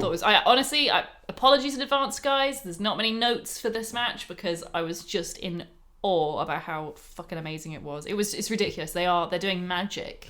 When we started this, I was like, don't be the person who turns around to someone and shows them like Hell in a Cell or TLC and be like, this is wrestling, because you're trying to overcompensate and show off all the crazy stunts that can happen in wrestling but generally don't. I really think, in terms of a redefine what you think wrestling is to most people who would have the types of views, the negative views maybe about wrestling that a lot of people tend to have if they've not seen any. I think if you show them Cesaro and Sami Zayn there, I mean, it's only like 15 minutes long. Yeah. It engages you. It's a very easy to follow story. 2 hunks. 2 hunks as well. I don't know, I think that's the type of match I would, if I was to show someone who had never seen wrestling before wrestling, I think that would be one of the first ones I'd show them now. I don't think it would be one of the first I'd show personally. Not to say that a new wrestling fan wouldn't enjoy it, but I don't know if it's the kind of thing I would have appreciated as much. Right, yeah. As we said before, it's the narrative that's really the most important thing, I think. And this did have that. But the most impressive aspect of this match, I think, was just the ridiculousness of the wrestling moves. Yeah, it's incredible. All made even better of the fact that Sami sold so well for so many of these moves. And likewise with Cesaro. These guys made each other look so fucking good. Yeah. Speaking of making someone look good, coming up next, this was a very, very, very important pivotal moment in Sami Zayn. Unfortunately, it epitomizes his career in some ways more than others that we would like. This was Sami getting his main roster debut, his big shot against Big Match John, the United States Championship Open Challenge, where Big Match John lets anyone come out and challenge him for his belt. You want some, come get some. Just so happened that they are in Montreal, where Bret Hart announced hometown boy Sami Zayn is coming out to challenge John Cena. So there's sustained anti-John Cena singing in Montreal. Yeah, this John Cena sucks chants. It's weird hearing them these days. Yeah, it's because John's just not around as much anymore. He's in Hollywood, like... I think it's because... People chanting that on a red carpet, like, you know, boo! All the TMZ throwing things at him, like, boo! I know, it's interesting, because, like, we did How to John Cena. It was, like, our first or second episode. Second episode, I think, and yeah. so it was 2 years ago, almost to the month. Like, we're a month away now from it being 2 years. And at the time, John Cena was such a divisive character in WWE. We, like, the tweets we got were so, like... You know, some people hated him, some people loved him. Some people still do hate him. I haven't seen that at all in months. I haven't seen anyone say a single bad thing about John Cena in ages. Now, I'm not as involved in the internet wrestling community as I was about a year ago. So it could just be that I'm just not seeing it as much. But, like, I think it's since he's done that open challenge and since he's done Southpaw Regional Wrestling and since he's done all those, he's followed through on his comedy career in Hollywood. He's shown he's actually as good as we all hoped he'd be. I think you're definitely right. That US Championship open challenge thing just completely... Like, that's really... If you think about it, like, because that's what brought him versus Kevin Owens, which is those first series of matches where he lost and people were like, oh shit, John Cena can actually wrestle. And, you know, that spun off into him wrestling Rusev. And, you know, he had a lot of feuds with guys lower down the card. And, of course, I think... You know, what really turned a lot of people on in the last year is definitely his feuds with AJ Styles. Yes. And I think it's become to the point with John now where it's like, look, he can wrestle. Yeah, of course Clearly he he can. He brought a good match out of Roman Reigns. Like a solid 5-star match. And I know I go on about it all the time, but it was a great match. It's amazing. He is very, very capable, John, of having incredible matches with pretty much everyone if the circumstances dictate. And it's kind of like he wrestles so infrequently now that pretty much every other match you can have John Cena have now is a dream match in some way, shape, or form. So, fuck yeah. I mean, if you're still like, boo, go away, John Cena, when he's coming out now, it's like, fucking you don't know what you've got till it's gone. Seriously. And the show's better when he's there than when he's not. I love him. I think he's a very talented wrestler. I think he's exactly what the WWE needs as a face of the company. Hey, who would you rather, wrestling fans, who would you rather having out there with your fucking back? Personable John Cena, who can defend you in Chinese as well as English? Yeah. Or who else do you want out there? Fucking Baron Corbin. He won't even take the interview. He'll be too busy moping at the motorcycle club. Bullshit. So, Sami comes out and gets one of the biggest pops I think I've ever seen. He is so jazzed up. He looks like he has an electrical demon flowing through his body. He is buzzing. And then he comes out and he throws his hands up. And you told me that this is the match where he injures himself before he even gets in the ring, and it's the saddest thing ever, and I remember this now, and it was horrible. I'd repressed this memory. It might have helped the fact that when they had hold Sami, because we went to see NXT Live when he came back, we saw Sami's kind of comeback tour when he did the UK tour from this injury. But it was funny, all the videos about the injury, they were like, yeah, something went wrong, and they kept showing John Cena doing back suplexes on him, as opposed to throwing your hands up. Yeah. It's a fucking awful way to injure yourself. Feels like if I was like an awkward teenager, and I'm gonna come wrestle. Oh, I broke my arm throwing my hands up. Oh. That's happened to a few people, though, hasn't it? Like, didn't Randy Orton? Was it Randy Orton? Yeah. Throw his hands down on the ring and broke his wrist. And didn't Daniel Bryan do a similar one? Loads of things like that have happened to people, and I'm not by any way like advocating giving them a hard time or thinking that it's just literally the most unfortunate fucking thing. Yeah. Hometown. Bret Hart is the fucking says, come on down. This is John Cena. It is. It's the worst luck ever. This is the worst luck. And the really horrible thing is the circumstances around this. The fact that he injures his hand through not wrestling before he gets in the ring. Bret Hart there in Montreal against John Cena. It's such typical Sami Zayn. Yeah, exactly. Yeah, it's the whole story. Yeah. Because then the whole feud after with Kevin Owens, Yeah. they spin off from this, which is like, you're never good enough. Like you got injured. I'm here. I'm not injured. They should have put their faith in me instead of you. Like, oh my god. It's so sad. So it's really apropos, I guess, is Sammy's incident here, and it's horrid. And the really saddest thing is that you can see he's hurt his hand and he's like kicking himself. He's just getting in the ring. He's warming up, flexing on the ropes and everything. And he turns to the camera and he's got milk in his moustache. No! And he's injured his hand. Oh no! John Cena's seen all the milk in his moustache and he's all embarrassed now. Oh god! Stop it, please. Bret Hart's seen it too. Wipe your goddamn moustache, Sammy. Oh god, this is fucking horrible. So yeah, he tries to go straight away, and like you can tell everyone's like kind of on eggshells. John's like, "You sure you want to do this?" And like they do a couple of moves, and John goes over to the ref and he's like, "Check his shoulder, like just please check." The referee, did you see what the referee did? No. The referee went over and he made an X like this with his wrist and his forehand, which is referee terminology for this is not part of the story. Oh, this shit. wrestler is actually hurt. Right. So if you ever see in wrestling, the cameras always try to avoid it if possible, but oftentimes the situation, just the referee does it, walking by the camera. You see the referee do over his head like that, it means, yeah, something's gone wrong. It's wrestling God. terminology for this is not a drill. That being said, they have in recent years done angles where they've thrown up the Oh X, my like, goodness. get us marks good Double and proper. Yeah. So John does some very careful offense, and just by circumstance of the fact that Sammy, everyone knows he's hurt, and then he's like starts hitting Sammy, and everyone hates John already. It's like people are out for poor John's blood at the start of this one. That was a fiery crowd. So it looks like John's about to put him away, like pretty handily, like straight away. He goes for his "you can't see me" 5-knuckle shuffle, and Sammy manages Like to reverse it. mid hand in front of the face waving. Sammy gets him in the reversal. Love it. And then he gets his submission, the Koji clutch in, and John Cena pulls a face that honestly was so silly, I'm surprised is not already a meme. Yeah. As in John went, whoa! And a big crash zoom on him going, whoa! John, you've forgotten your wife's anniversary.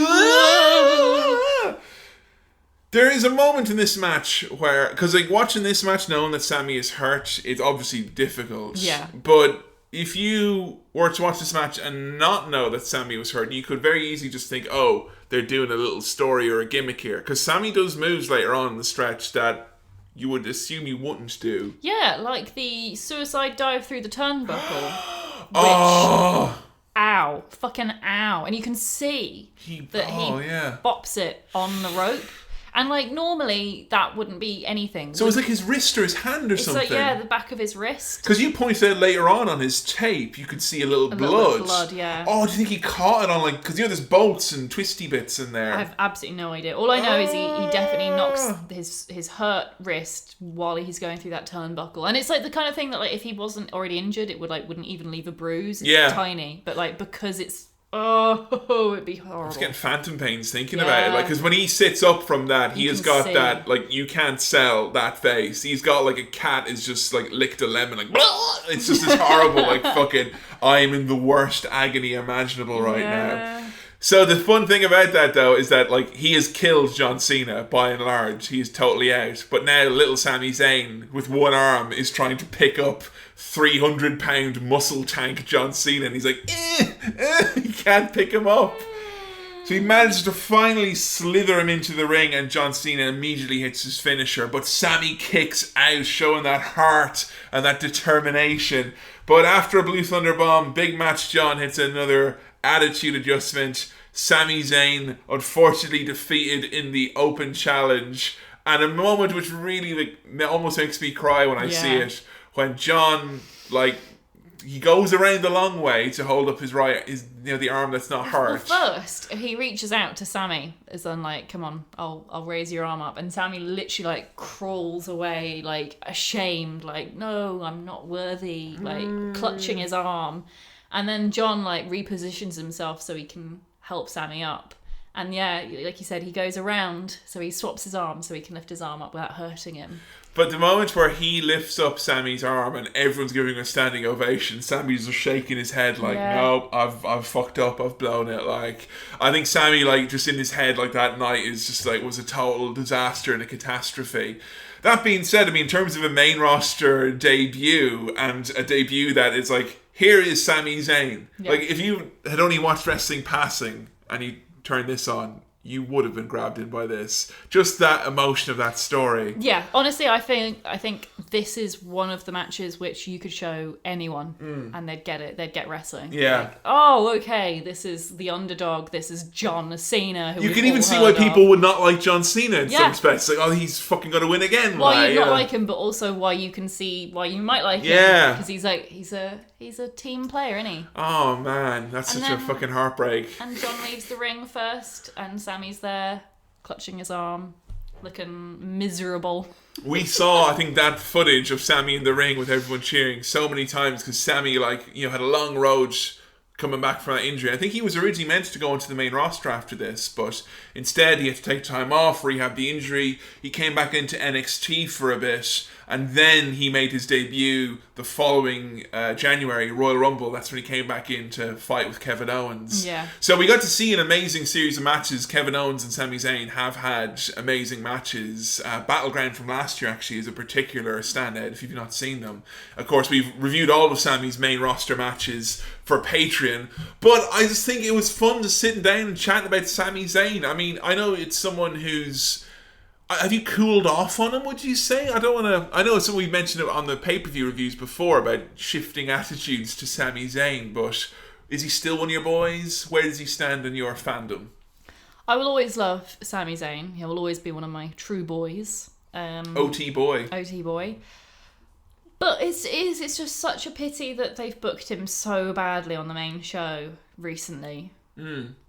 It's like they gave him this amazing feud with Kevin Owens and they kind of did it all too much too fast, realised that, and then cut it off cold turkey and didn't mention it again at all, and instead was like, let's give Kevin Owens this amazing title run and lots of interesting feuds, and let's get Sami, fighting Baron Corbin occasionally. Oh, jeez. The occasional match against like Dolph Ziggler or... Yeah, I think that's the problem, is that everyone wanted to see that feud, the Kevin Owens feud. Yeah. And we got it. But unfortunately, I don't think the other stories that Sami has been put into are not even half as compelling as the ones that when he was with Kevin. Whereas Kevin Owens immediately moved on to the Chris Jericho stuff, which was very, very interesting. It had loads of twists and turns. I feel like, unfortunately, Sami has not got that other dance partner other than Kevin Owens. But that's like ridiculous though. Like, why hasn't he got that dance partner other than Kevin Owens? Because we've seen that he can do this. Like Adrian Neville, that was one of his best feuds. Yeah. And there's no reason they can't just do that again. Yeah, it's You've true. got more than enough heels on the main roster at the moment to put Sami against one of them and be like, right, okay, your job for the next year is to try and beat this one guy. It's funny because, you know, there's one person who I've always wanted to see a feud with, and everyone's going to probably make fun of me for this, but just because Sami is that pure white meat babyface, that guy who just doesn't want to let hopelessness and fear ever win, he will always stand true for good things. I'd love to see him feud with Bray Wyatt. Really? Yeah, because Bray always goes on about this shit and it's not relevant. He's like trying to, like, Seth Rollins, you're like a, you know, torchbearer for hope. No, he's fucking not. He's a weird, greasy weasel rat man. Whereas Sami Zayn, I think Bray could do his whole, like, you are happiness, I am the absence of happiness. In an alternate universe, I would agree with you, but I just know that, come on, I mean, if you imagine that there was a match on SummerSlam this month that was going to be Sami Zayn versus Bray Wyatt, would you be excited? If they do, like, psychological warfare and, like, Sami starts, Yeah, but they like, won't though, will they? I don't know, Sami could get in that head. No, because both Sami and Bray are badly booked at the moment, so that's not going to end well. I think if they had continued booking Bray as well as they used to, and like actually give him some proper fucking powers, let him win occasionally. So we could do magic on Sami, that's what I mean. Like, Yeah. that would be fun. But they're not going to do it because Bray Wyatt always loses. Yes, but Sami does as well. So come on, something's got to give, Joe. All I'll say about Sami is that I think that he's one of those guys that they take for granted at the moment, I think, because Sami always gets a reaction. He'll always put on a good match. He'll always get a pop out of the people. And I think it's just a matter of waiting for when they realise, oh shit, Sami could actually work well in this role here, or we could put him in this feud with someone here. Because I kind of feel like he is this ultimate utility player that they have refused to utilise for a long time now. So I'm kind of hopeful for the future for Sami, because I think he has so much to offer and he's so talented. And as well, like, you want a positive role model, a positive spokesperson for WWE. Never mind, you know, religion or heritage or anything like that. Straight up just as a guy who's fucking all about nice things. Yeah.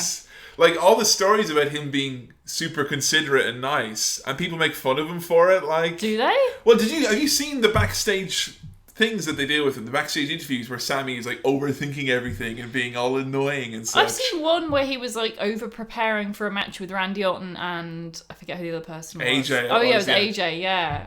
But that kind of worked because Randy Orton's just a little dick who's like throwing a bit of a tantrum that he has to actually plan something, and AJ Styles is AJ Styles, so it was just funny. I didn't come across that one in particular. Yeah, I think they've done it a few times where it's Sami is kind of like, oh, we have to be super prepared, and I've got all these notes, and I've done some research, I've got diagrams, and everyone needs to listen to me, and it's basically like Sami's a little bit neurotic in real life, I think. That's cute. I think that is cute. I'm neurotic. I can relate to that. It's funny because I remember watching, there was some shoot interview thing, and it was like Cesaro and Kevin Owens or something like that, and they were talking about like Sami Zayn in IRL. It's like, if you're eating food with Sami Zayn, you don't eat food with Sami Zayn. You are eating the greatest meal. Can you imagine what a great meal this is on this beautiful day at this fucking fantastic table with my best friend and these amazing knives and forks? I'm so thankful. I bet this bite is going to be great. It is. It was a fantastic bite. I bet the next one's going to be just as good, if not better. And just... Two things about that. One, he sounds like a genuinely awesome person to hang out Yeah. with. I would love to spend an afternoon with Sami Zayn. He sounds like a lot of fun. And two, he sounds exactly like DDP. Seriously, I It's bet true, he yeah, would be the exact positivity. same way, and people made fun Yeah. of him for that as well. I think, being nice ain't such a fucking bad thing in wrestling. I think it's a bloody brilliant thing. Here's a lovely, cute Sami Zayn story. Sami Zayn was driving down the road with Enzo Amore and Big Cass, and they all stopped to get burgers. And Sami Zayn allegedly hates anytime food goes to waste. And they all went and they I love him so much. Sorry, but like, I love him. they ordered their food, and the food came out to the car, and they went through it. And Cass had ordered his burger to have no cheese, and Cass's burger had cheese on it. So Sami went back in to return it and get him a burger without cheese. And they said, yeah, that's no bother. They took the burger away, and they went to get Sami his other burger. And Sami was like, wait, can you come back here for a second? It's like, what? What are you going to do with that burger I just gave to you? And like, we'll take care of it. And like, are you going to throw it out? And they go, we'll take care of it, sir, don't worry. And he kept bugging them because he knew they were going to throw it out, and he made them promise, don't throw it out. That's so funny. I've done a very similar thing myself. And then apparently, like, all he did was talk, like, on the drive was about, like, how we hope they didn't throw it out or anything like that. And then later on, someone related to him, oh, they did throw it out, and he was really upset and distraught about it. It's like, just... That's the kind of guy that... And there's not guys like that in wrestling, I guess, by and large. The kind of people There who should would be. agonise over such things. There But should be, because wrestling would be better if people were like that more. I think so. I mean, considerate people? Yeah, preventing food waste? Come on now, that's just a basic decency. I think that sounds like a lovely thing. Protecting the environment. Protecting Syrian children. Syrian children. Protecting Big Cass's burger. This guy is a triple threat. You tell me right here now, all these environment and Syrian refugee children and Big Cass's burger. That is a nice guy. Did you give a star rating for Big Match John? I have got a star rating for Big Match John. I gave it 5 out of 5 stars. Whoa! Which is 100% of Sami Zayn's matches. I gave 5 out of 5 stars. And was that again about just what? Why the 5? I just think it's a perfect match. I love it. It's there's so many John Cena matches which I do give 5 stars because I think they're so well paced. Yeah. And it tells a great story. They very often seem to make very good use of the fact that the person is wrestling John Cena. Yeah. You know, that should be like when you face Brock. I think that's the way it should be. Like when you face Brock Lesnar, it's like, what's the story of the match? Well, the story is you're facing fucking Brock Lesnar. Yeah. I think it should be the same with John. That he should be this final boss, this kind of like it's fucking John Cena. He always wins, Yeah. you know. And I like, that it was an underdog, but not just Sami being beaten up all the time. No. It was a different type of Sami story. came out of this looking amazing. He worked hard, even through an injury. Oh, no, it's an amazing match. It's so, so good. It's very funny because, like, there's very few wrestlers who have that, like, where they come off well even though they lose. And it's like Sami, much like I had this problem when we were doing Daniel Bryan as well, where I was looking at all these matches. It's like, he loses in all of these. I don't know if I can just show Joe matches where he loses, but he quits himself so well. Yeah. Not many people can do that. Look, in pro wrestling, where the outcomes are predetermined, there is no shame in losing. Tell that to Goldberg. Different story with Goldberg, I guess. Let's get into some of your tweets and your Facebook posts about the underdog from the underground, Sami Zayn. Let's talk for 1 second about what this means. Now, in the hands of anybody else, this title means you're the best. In my hands, it means something entirely different. It means you can do it your way. It means you don't gotta listen to what they tell you you have to be. It means you don't have to listen to what they want you to do, what they think you need to do it. All you gotta do is do you. Do it better than anyone else, and the proof is right here. Luke Buster Rhymes says, Sami for Syria is the epitome of using your fame and position for the benefit of those in need. Yeah, I mean, that's really going out of your way to help people there. In terms of like doing good from what you've been able to achieve. Like John Cena is another example of people who've like worked so hard and have brought joy and actual money, which is very useful. You know what I will say though, and this is not knocking what John has done or what other people do at all, but you know, a lot of charitable work's done in WWE by a lot of people. Yeah. Most of them focusing on sick kids or bully kids in America. And you know what? There's not too many people in America right now who are queuing up to very publicly make a very charitable, very public way to help refugee children. Yeah, seriously. You know? Seriously talking about a hot topic relevant to him And one that's divisive too. That's one of those ones where your fame can almost like backfire at you in a way, because yes, he's using his money, his fame to help this cause, but also he's become a lightning rod for... Can you imagine Sami Zayn's Twitter? Oh, I've looked. Have you not seen some of the shit he has? Oh my god. I tend to avoid those dark places. He went through a phase when he started this Sami for Syria campaign. He would quote tweet some of them, and the fucking bile that comes out of these hateful people's mouths. I hate children. And he was so good for just stepping above them and being like, you know what, think what you think. I'm just trying to help. I'm just, using my platform to do as much good as I can. And yeah, oh my god, the stuff he deals with, he's so But strong. he deals with it in a positive way, I think. Seriously, such a positive way. And I think if you've not checked it out, you should definitely check out the hashtag Sami4Syria. Sami's Twitter handle, I like Sami, has got all the info there. Or just Google Sami4Syria to find out more about that. Because I think he's planning to do more other than his initial goal. Now that he's met his milestone of, I think it's 45,000. Something like that, yeah. Such an impressive figure. It's really impressive. It's amazing the stuff he's doing. E. Falk says, genuinely nice guy with crowd-pleasing moves, upbeat entrance, and the most sympathetic selling in WWE. Lawful good faces can get over. Yes, they can. Him and Becky Lynch. That was like the two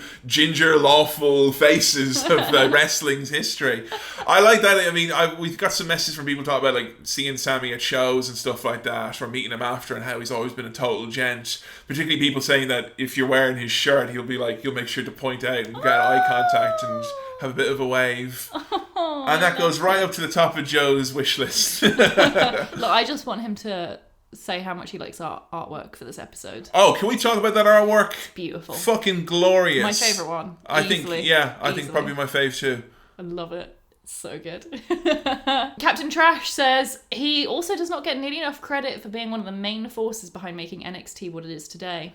I think Finn Balor got a lot of the credit for that, whereas I do genuinely think Sami, Neville as well. I think maybe it's because Neville and Sami, not to say that they didn't become world champions on the main roster when they debuted, but they've gotten so ingrained into their own niches now, doing their different things, that I think it's very easy to forget that NXT wouldn't be a thing if it wasn't for Sami. And there's knock-on effects there. Sami not being successful in NXT would mean they're not going to bring in, Shinsuke Nakamura. Yeah, half the guys that they've brought in. And Sami and that original crop of, okay, we're going to make a TV show out of NXT. Those guys deserve credit for really giving Triple H and whoever is working in NXT the ammo to turn around to WWE and be like, we need to bring in more of these guys. Yeah. They can get over. Because someone like Sami wouldn't have been hired 10 years ago. That wouldn't have happened. I wonder if even AJ Styles wouldn't have been hired if it weren't for the success of Sami Zayn, etc. in NXT. I'll tell you that AJ Styles was offered an NXT developmental deal around 2012, and they offered him like 40 grand a year, and he was like, I'm worth a lot more than that, lads. And he fucked off for a couple of years, and he came back and he's making the money he should be making. Good. So it all helped, definitely.